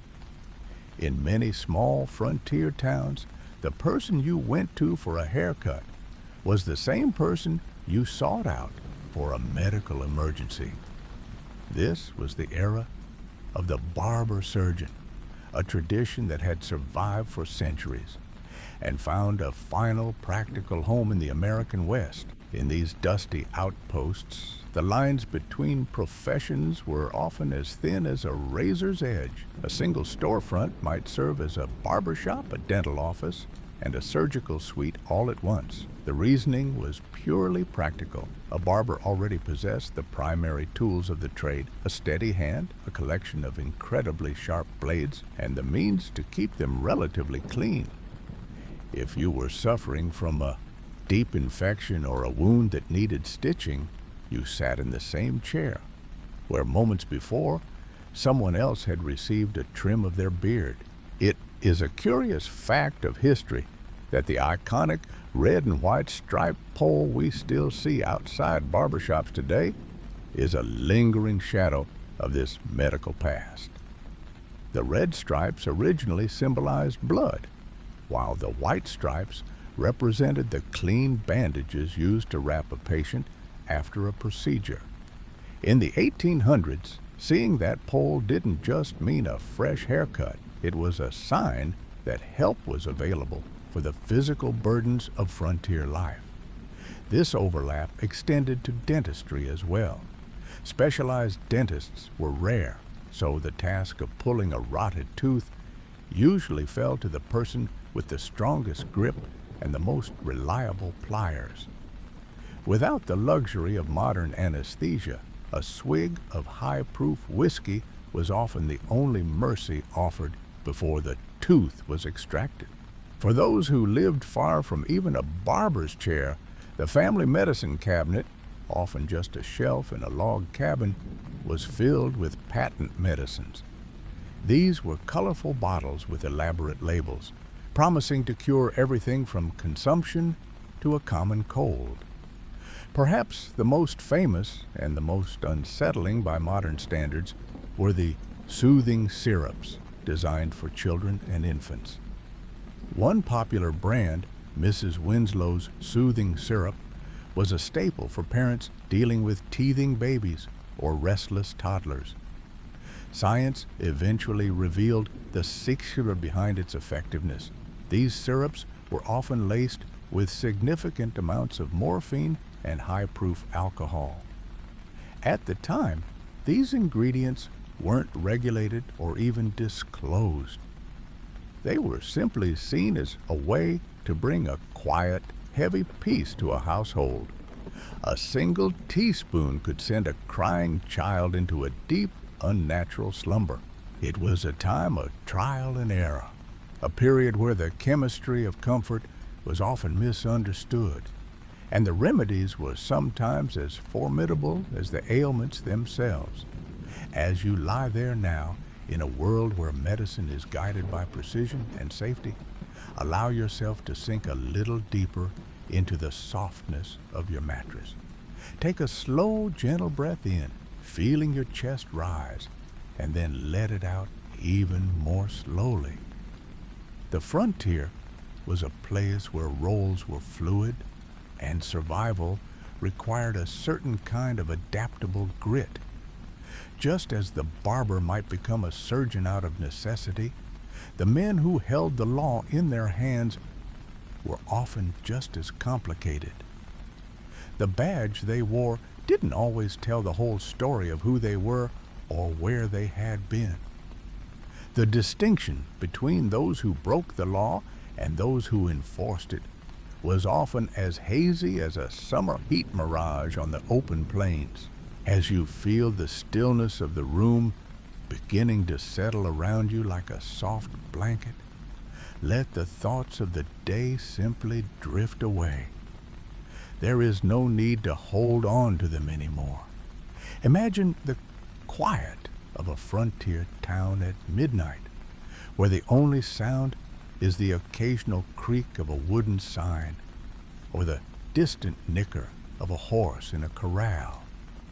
In this stillness, the legends of the Old West begin to lose their sharp edges, revealing a reality that was far more nuanced and human than the stories we grew up with. We often think of the frontier lawman as a figure of unwavering morality, a man in a white hat standing against the darkness. But in the 1800s, the line between an outlaw and a lawman was incredibly thin, almost invisible at times. It was a world where a man might wear a badge one year and be running from the law the next. The famous Tin Star was less a symbol of purity and more a tool of convenience for towns that simply needed someone tough enough to keep the peace, regardless of their past. Take, for instance, Wyatt Earp, perhaps the most legendary lawman of them all. While history remembers him for the gunfight at the OK Corral, his life was a tapestry of moral contradictions. Before and even during his time as a peace officer, Earp was deeply involved in the world of gambling. In towns like Peoria and Wichita, he was known not just as a lawman, but as someone who operated and frequented brothels. To the people of the time, this didn't necessarily disqualify him from being a sheriff. It simply meant he understood the rougher edges of society well enough to manage them. He was a man of his time, navigating a world where survival often required a flexible conscience. Being a lawman was rarely a full-time profession. For many, it was a side hustle, a part-time job that paid very little, often just a few dollars a month, plus a small percentage of the fines they collected from those they arrested. Because the pay was so low and the risk of being shot was so high, many sheriffs and marshals had to supplement their income by running saloons, working as bounty hunters, or even engaging in the very activities they were supposed to regulate. It was a practical arrangement. The best person to catch a horse thief was often someone who knew exactly how a horse was stolen. As your muscles soften and your breath slows, consider how this lack of clear boundaries created a landscape where heroes and villains were often the same people, viewed through different lenses. The law was less about abstract justice and more about local order, keeping the town quiet enough for business to continue. This fluidity of character wasn't limited to the men with badges. It extended to the outlaws themselves, those figures who lived in the shadows of the frontier, whose names became synonymous with rebellion and danger. Some were seen as cold-blooded criminals, while others were transformed by public imagination into folk heroes, their true stories hidden behind layers of myth and distorted memory, beginning with the most famous young fugitive of them all. Among those outlaws who drifted through the hazy borders of history, few names carry the weight of Billy the Kid. He was a figure born of the dusty trails of New Mexico, a young man whose life was cut short at just 21, yet whose shadow has stretched across over a century of storytelling. For decades, one of the most enduring facts about him was that he was a left-handed gunslinger. This trait added to his mystique, painting him as an equally gifted and perhaps slightly more dangerous adversary. It was a detail so widely accepted that it even inspired a famous Hollywood film titled The Left-Handed Gun, starring Paul Newman. However, as we look closer at the artifacts of the time, we find that this entire persona was built upon a simple quirk of 19th century technology. The only authenticated photograph of Billy the Kid for over 100 years was a small, grainy tintype. In this image, he stands with a slight smirk, his hand resting on a Winchester rifle, and his holster appearing on his left side. But the science of the tintype is a science of reflections. Unlike modern photography that uses a negative to create a true-to-life print, a tintype was a direct positive made on a thin sheet of iron. The process naturally produced a mirror image of the subject. To the casual observer of the early 20th century, it looked as though Billy was a southpaw. But historians eventually applied a sharper eye to the details of the equipment he carried. They looked at the Winchester Model 1873 carbine he held in the photo. On a real Winchester of that era, the loading gate, the small metal flap where the cartridges are inserted into the gun, is located strictly on the right side of the receiver.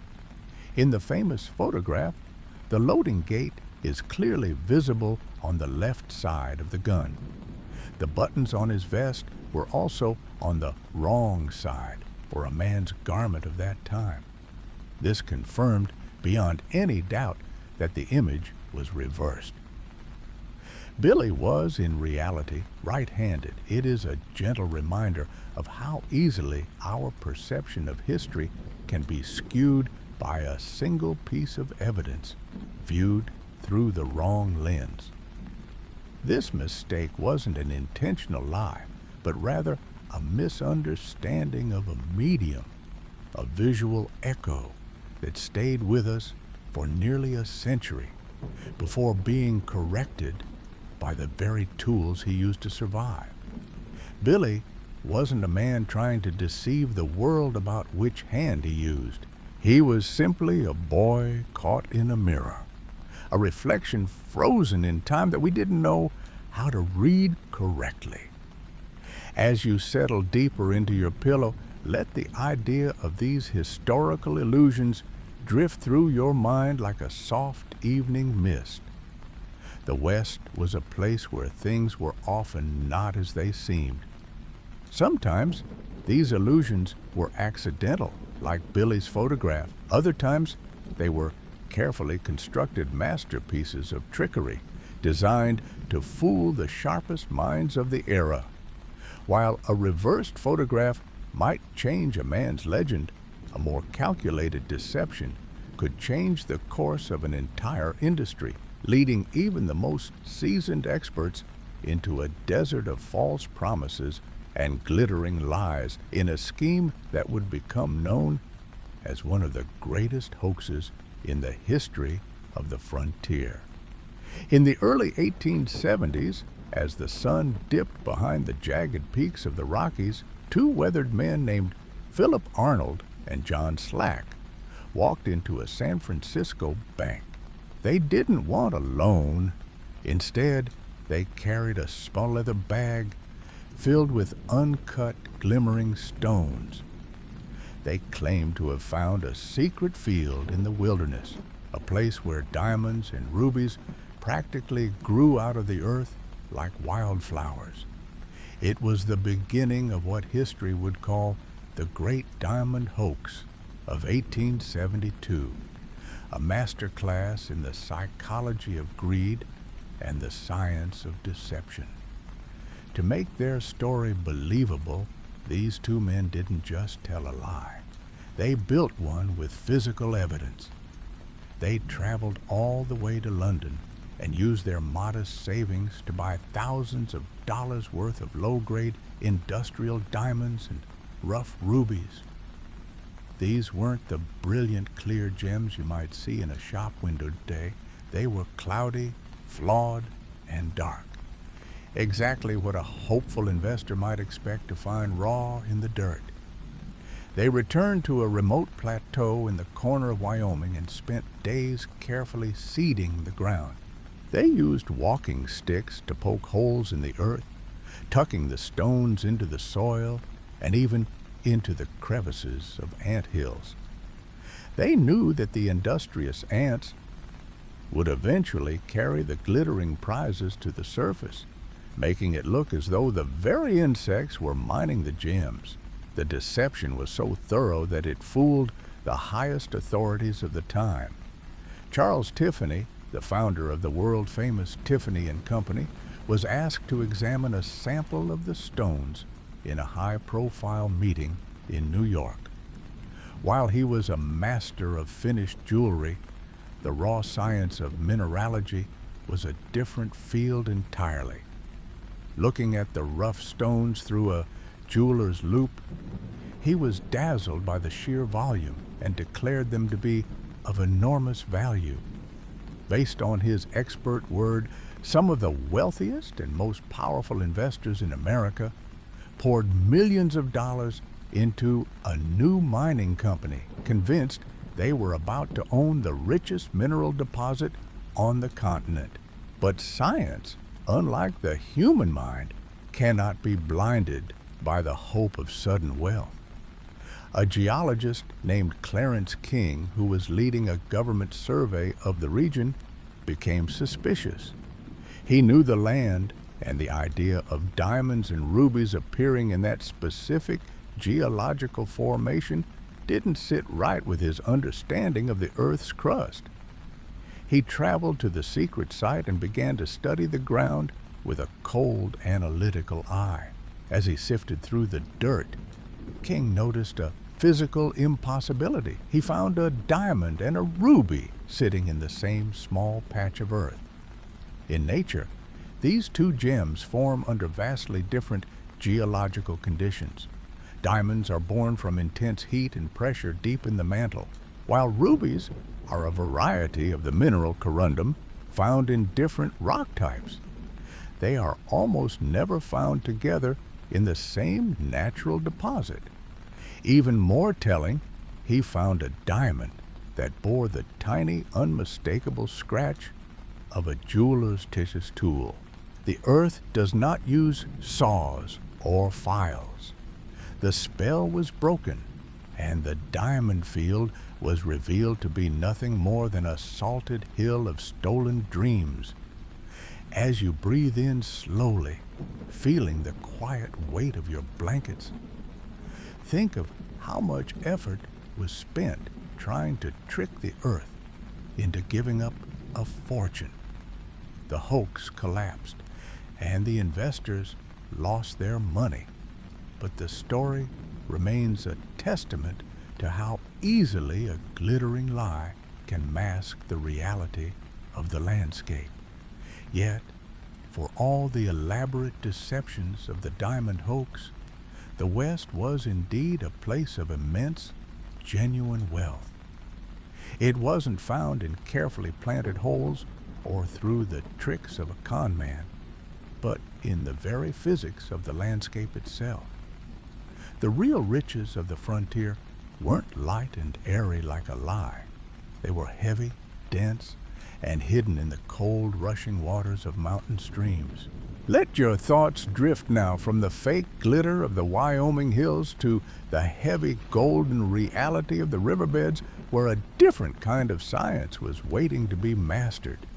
Unlike the fake diamonds of the Wyoming hills, the gold found in the California and Klondike rivers was very real, and its discovery relied on a fundamental law of physics: density. Imagine standing by a cold, clear mountain stream. The water rushes over smooth stones, singing a low, constant song that seems to pull the tension from your shoulders. You hold a simple metal pan filled with a mixture of sand, gravel, and, if you are lucky, tiny, bright flakes of gold. Gold is an incredibly heavy element. In fact, it is approximately 19 times denser than water. This simple scientific reality is what made the entire process of panning possible. As you slowly rotate the pan in a rhythmic, circular motion, you are using physics to sort the world. The water and the lighter grains of sand are easily disturbed. They swirl upward, caught in the gentle current you've created, and eventually spill over the edge of the pan to return to the riverbed. But the gold, because of its immense weight, acts differently. It is stubborn. It resists the movement of the water and settles deeper and deeper, sinking through the slurry until it rests at the very bottom, tucked into the narrow rim of the pan. To find it, a miner had to master a slow, patient pace. It wasn't a frantic search. It was a quiet conversation with the river. By swirling the water just right, the centrifugal force would pull the lighter materials toward the edges, while gravity kept the gold anchored. This principle, the separation of materials by their specific gravity, was the foundation of the entire gold rush. Thousands of people spent their days bent over these streams, their eyes fixed on the dark sand, waiting for that one unmistakable glimmer of yellow that refused to be washed away. But as you rest your head and feel the quiet stillness of your room, consider a different kind of reality from those frantic years. While we often hear stories of lucky strikes and overnight millionaires, the true science of the gold rush was found in the ledger books of the merchants. Statistically, very few miners ever found enough gold to cover the basic cost of their journey and equipment. The real sustainable wealth of the West wasn't usually found in the pan, but in the hands of those who stayed in the burgeoning towns. In a world where everyone was looking down at the water, the people who looked at the miners saw a different kind of opportunity.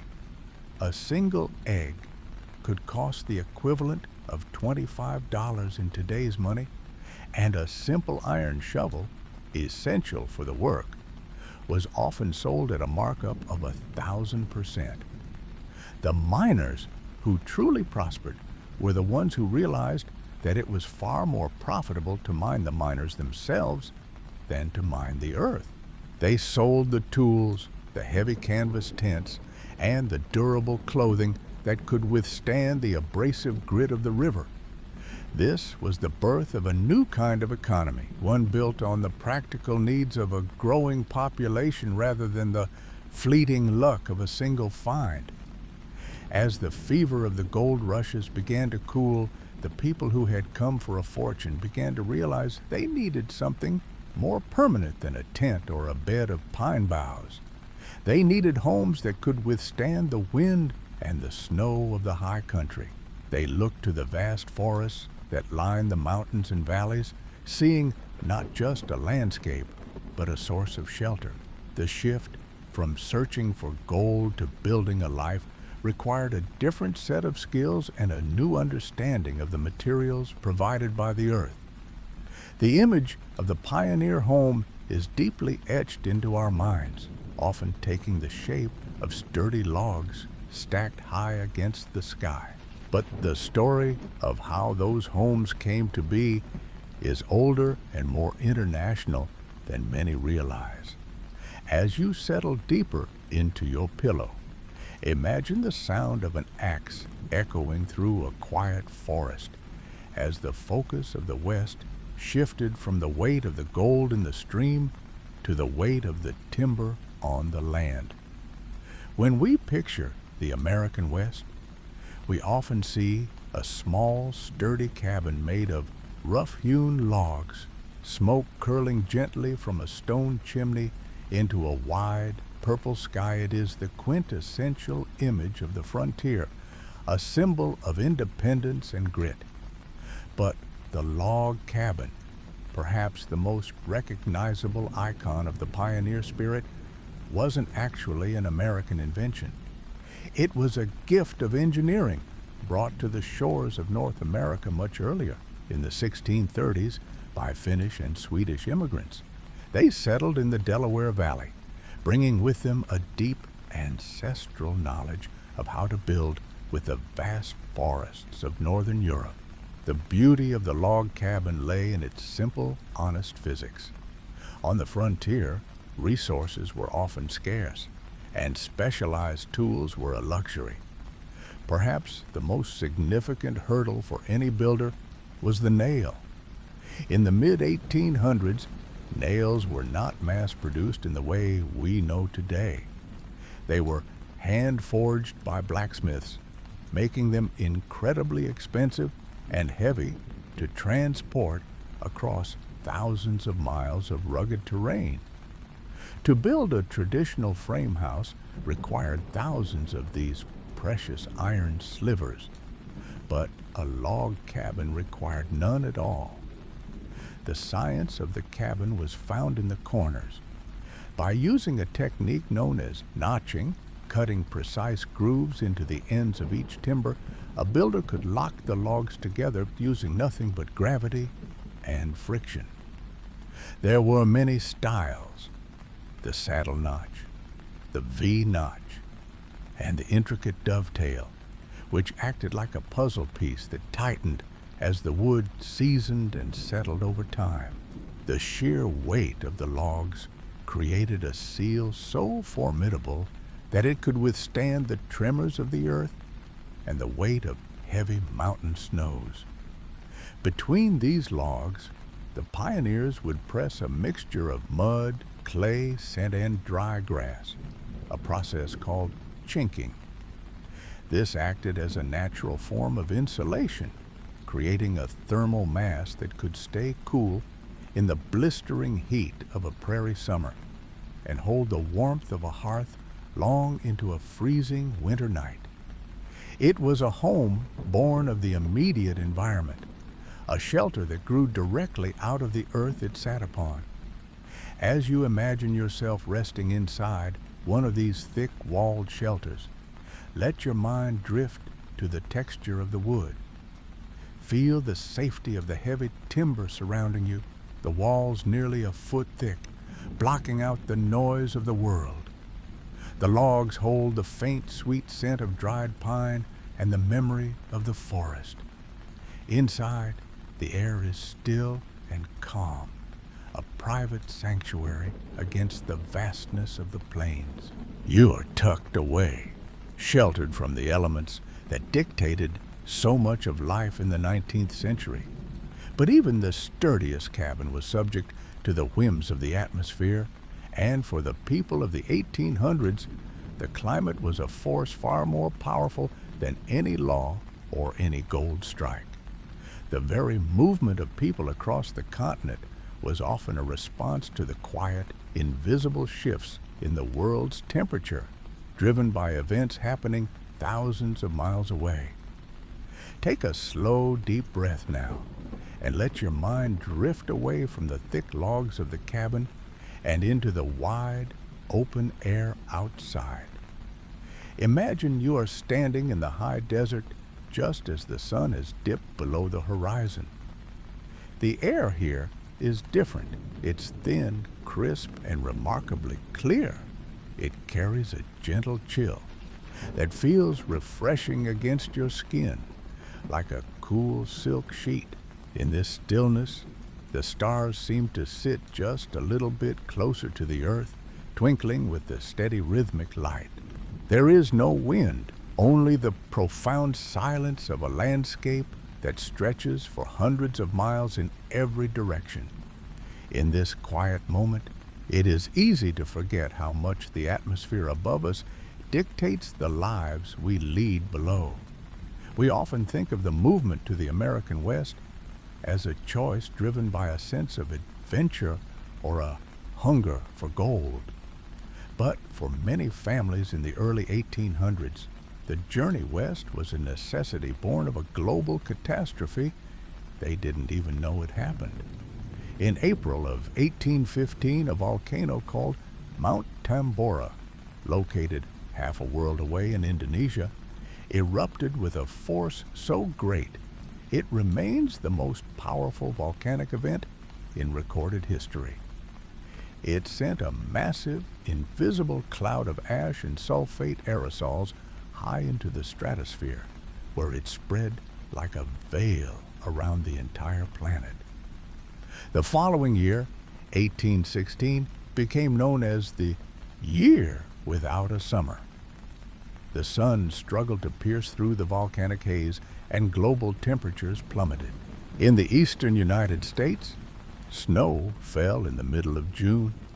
Killing frosts arrived in July and August, blackening the fields of corn and wheat that families relied on to survive. It was a volcanic winter that lasted for months, causing widespread crop failures and economic hardship. For many farmers in New England, the message was clear. The land they had known for generations could no longer sustain them. They packed their wagons and began to move west, searching for more stable climates and richer soils beyond the mountains.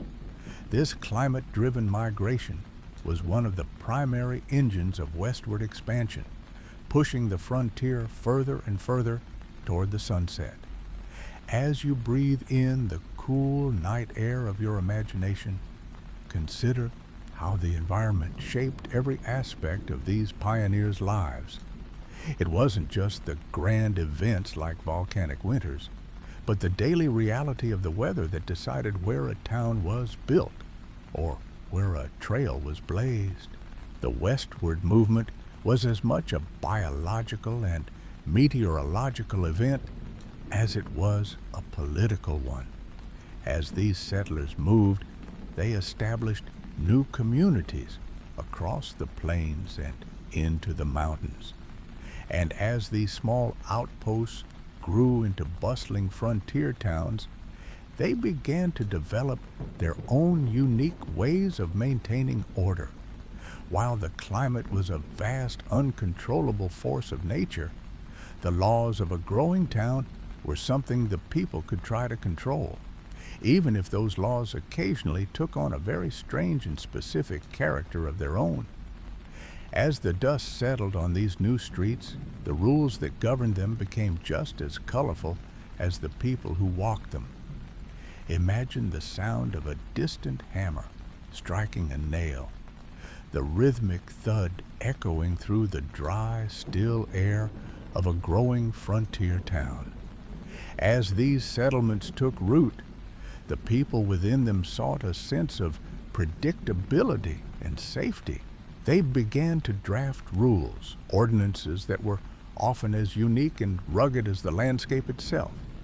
When we look back at these old law books today, some of the rules seem almost whimsical, but at the time, they were born of a very practical, if sometimes frantic, necessity. In several towns across the Southwest and Nevada, for instance, it became strictly illegal to walk a camel down the middle of a public street. While this sounds like a surreal piece of fiction, it was a direct reaction to the real-world presence of those desert animals we mentioned earlier. A single camel, with its unfamiliar gait and pungent scent, could send a whole line of tethered horses into a blind panic. To a shopkeeper or a rancher, a spooked horse meant a broken hitching post, a smashed storefront, or a dangerous stampede. And so the camel was relegated to the outskirts, a victim of the town's need for quiet, predictable commerce. Similarly, many frontier communities moved quickly to ban the wearing of masks or face coverings in public. In a world where a person's word and their face were often their only true currency, anonymity was viewed with deep suspicion. These laws weren't about fashion or personal expression. They were an early form of public security, meant to ensure that every person walking the boardwalk was exactly who they appeared to be. It was an attempt to strip away the shadows in a place where the shadows could sometimes be dangerous. If you look closely at these strange ordinances, you begin to see a pattern. They were almost always reactive, written in the wake of a specific, often chaotic event that had caught the community off guard. If a traveler's pig escaped and caused a ruckus in a church, a law against livestock in places of worship would likely appear by the following Tuesday. These rules are a quiet testament to the trial and error of building a society from the ground up, one strange mishap at a time. They show us a people trying to refine the chaos of the wilderness into the comfort of a home. As you let your mind wander through these dusty streets, you can feel a transition taking place. The vast, lawless horizon was being segmented into plots and governed by ink and paper. The era of the frontier was not ended by a single event or a final battle, but by thousands of these small local decisions to choose order over unpredictability. The Wild West was being tamed, not just by fences and railroads, but by the steady, quiet growth of civilization and the slow setting of its foundations. Yet, even as the 1800s faded into memory and the 20th century began to dawn, the old ways didn't disappear overnight. The transition was slow, like the long, stretching shadows of a summer evening. Even as the world became more connected and the laws more uniform, the echoes of the frontier would occasionally resurface in the most unexpected ways, proving that the spirit of the old world lived on far longer than the calendars might suggest. The era was ending, but its final chapters had a few more surprises left to tell. As the 19th century drew to a close, many believed the era of the outlaw had been buried, along with the old dirt roads and the open range. By the turn of the century, the world was changing rapidly. Telephones were hummed with conversation, electric lights were beginning to glow in city windows, and the first automobiles were chugging down cobblestone streets. It seemed that the age of the stagecoach robbery was a relic of a distant, dusty past, something to be read about in yellowed dime novels rather than seen in the morning news. But history has a way of lingering, like the last glow of a sunset that refuses to fade completely into night. You might be surprised to learn that the very last stagecoach robbery in American history didn't happen in the 1870s or 80s. It didn't even happen in the 1800s at all. It took place in the winter of 1916 in the remote canyons of Jarbidge, Nevada. At a time when the rest of the world was embroiled in the First World War and silent films were playing in theaters, a man named Ben Cool and his associates waited in the shadows for a horse-drawn mail stage. By 1916, the Wild West was supposed to be a memory. Yet here, in the high desert, the old ways resurfaced for one final, desperate act. There is a strange, quiet irony in the details of that day. The robber didn't carry a black powder revolver or a rusted antique. He used a modern, high-powered rifle, a piece of 20th century technology. And yet, when the deed was done and it was time to vanish into the wilderness, he didn't rely on a getaway car or a train. He climbed onto the back of a horse and rode off into the rugged terrain, much like the outlaws of 50 years prior. This final robbery serves as a gentle reminder that the end of an era is rarely a clean break. It is more like a slow dissolve, where the new world and the old world overlap for a time. In 1916, you could have seen a Ford Model T parked on a street in Reno, while just a few days' ride away, a man was still trying to make a living by the light of a campfire and the speed of a horse. It was a moment where the modern age and the frontier spirit occupied the very same space. As you breathe deeply, imagine that transition, the way the sharp, clear lines of the modern world began to blur into the soft, hazy legends of the past. The real outlaws were being replaced by something else entirely. The grit and the danger of the frontier were being smoothed over, polished until they shone with a different kind of light. Because even as the last stagecoach was being robbed in the cold Nevada snow, the public's hunger for the West was only growing. People didn't want the reality of cold nights and long, lonely days of survival. They wanted the thrill, the heroism, and the grand spectacle they had heard about in stories. And so, while the real frontier was fading into the history books, a different version of the West was just beginning to take shape in the public's imagination. It was a version of the West that was louder, brighter, and far more exciting than the quiet, dusty reality had ever been. It was a West born of grease paint, spotlights, and the thunder of choreographed hooves. As the actual sun set on the 1800s, a new kind of sun was rising over a stage where the myth of the cowboy would be born and preserved forever. Let yourself drift now toward that stage where the smell of wood smoke and the sound of a distant trumpet begin to fill the air. The reality of the frontier was ending, but the story was only just beginning to be told. As the actual frontier faded into the quiet of the past, a man named William Cody, better known as Buffalo Bill, stepped into the spotlight to ensure it would never be forgotten. He had been a real scout and a buffalo hunter, but his greatest talent turned out to be as a storyteller. In 1883, he launched Buffalo Bill's Wild West, a massive outdoor spectacle that traveled across America and eventually across the ocean to Europe. It wasn't a play in a traditional theater. It was a living, breathing circus of the frontier, performed under the open sky with hundreds of horses, bison, and people.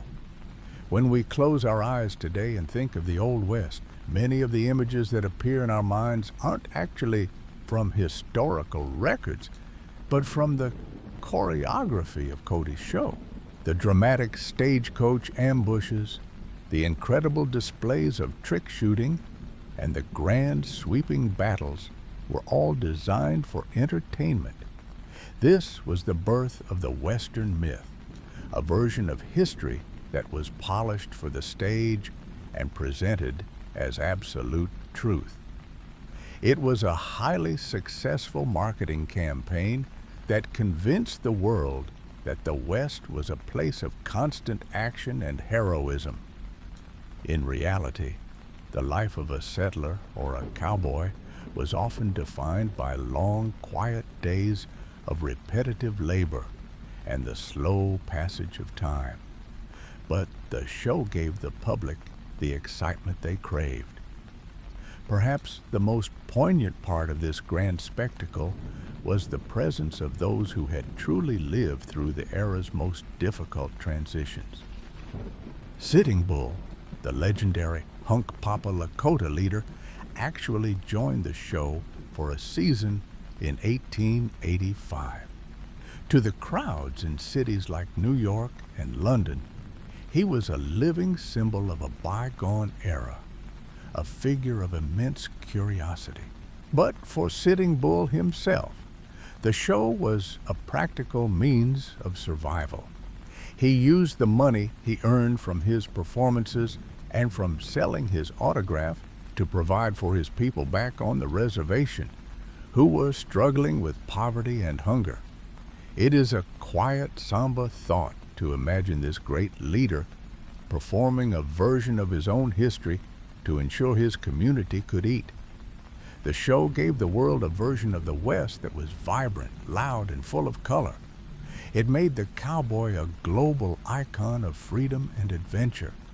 But as the spotlights dimmed and the traveling tents were packed away for the final time, the real West remained, a place of silence, of vast open spaces, and of people who simply wanted to build a life under the wide, blue sky.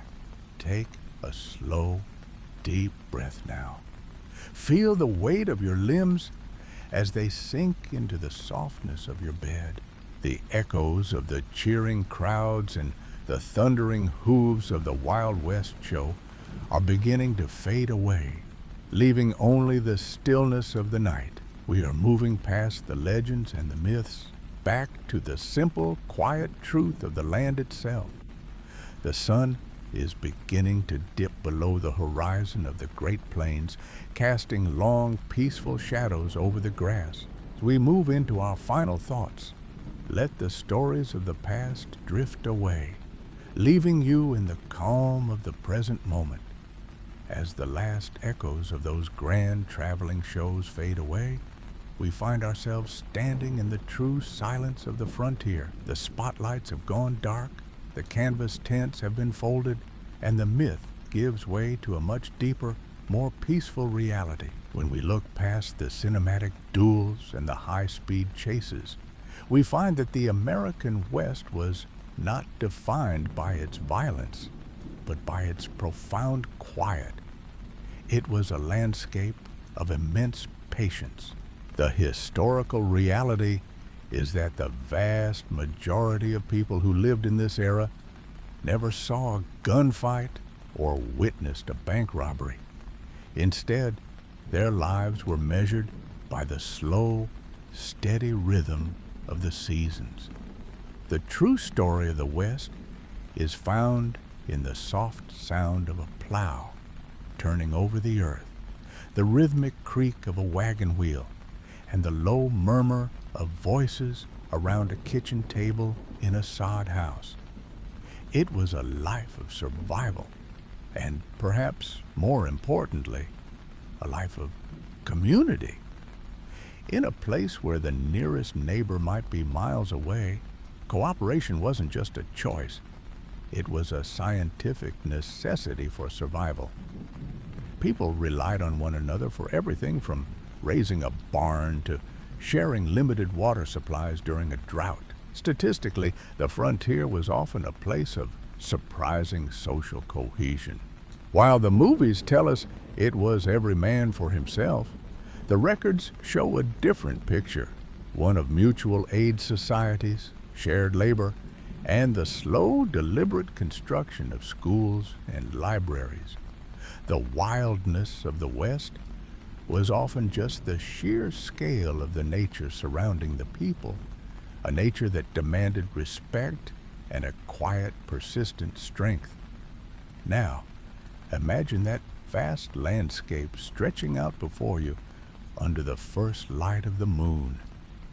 The sun has finally slipped below the edge of the world, leaving a glow of deep amber and violet along the horizon. The air is cooling, carrying the scent of wild sage and dry grass. There is no sound here but the soft sigh of the wind moving through the brush. The great plains, once so full of movement and struggle, are now perfectly still. Feel the stillness entering your own space. Just as the prairie settles into the night, your body is finding its own sense of deep heaviness. The stories of the past are like the stars appearing above, distant, beautiful, and calm. They are part of a long ancient history that is now at peace. You can let go of the details now. The facts, the dates, and the names are drifting away, leaving you with only the feeling of being safe and supported. The horizon is wide, the sky is infinite, and you are exactly where you need to be. As the darkness deepens over the high desert and the tall grass, let your breath slow down to match the rhythm of the earth. In this quiet corner of history, there is nothing left to do but rest. The journey is over, the day is done, and the peace of the open plains is yours to keep. Sleep now in the cool, quiet dark. Sleep deeply and dream of the wide blue sky. Good night.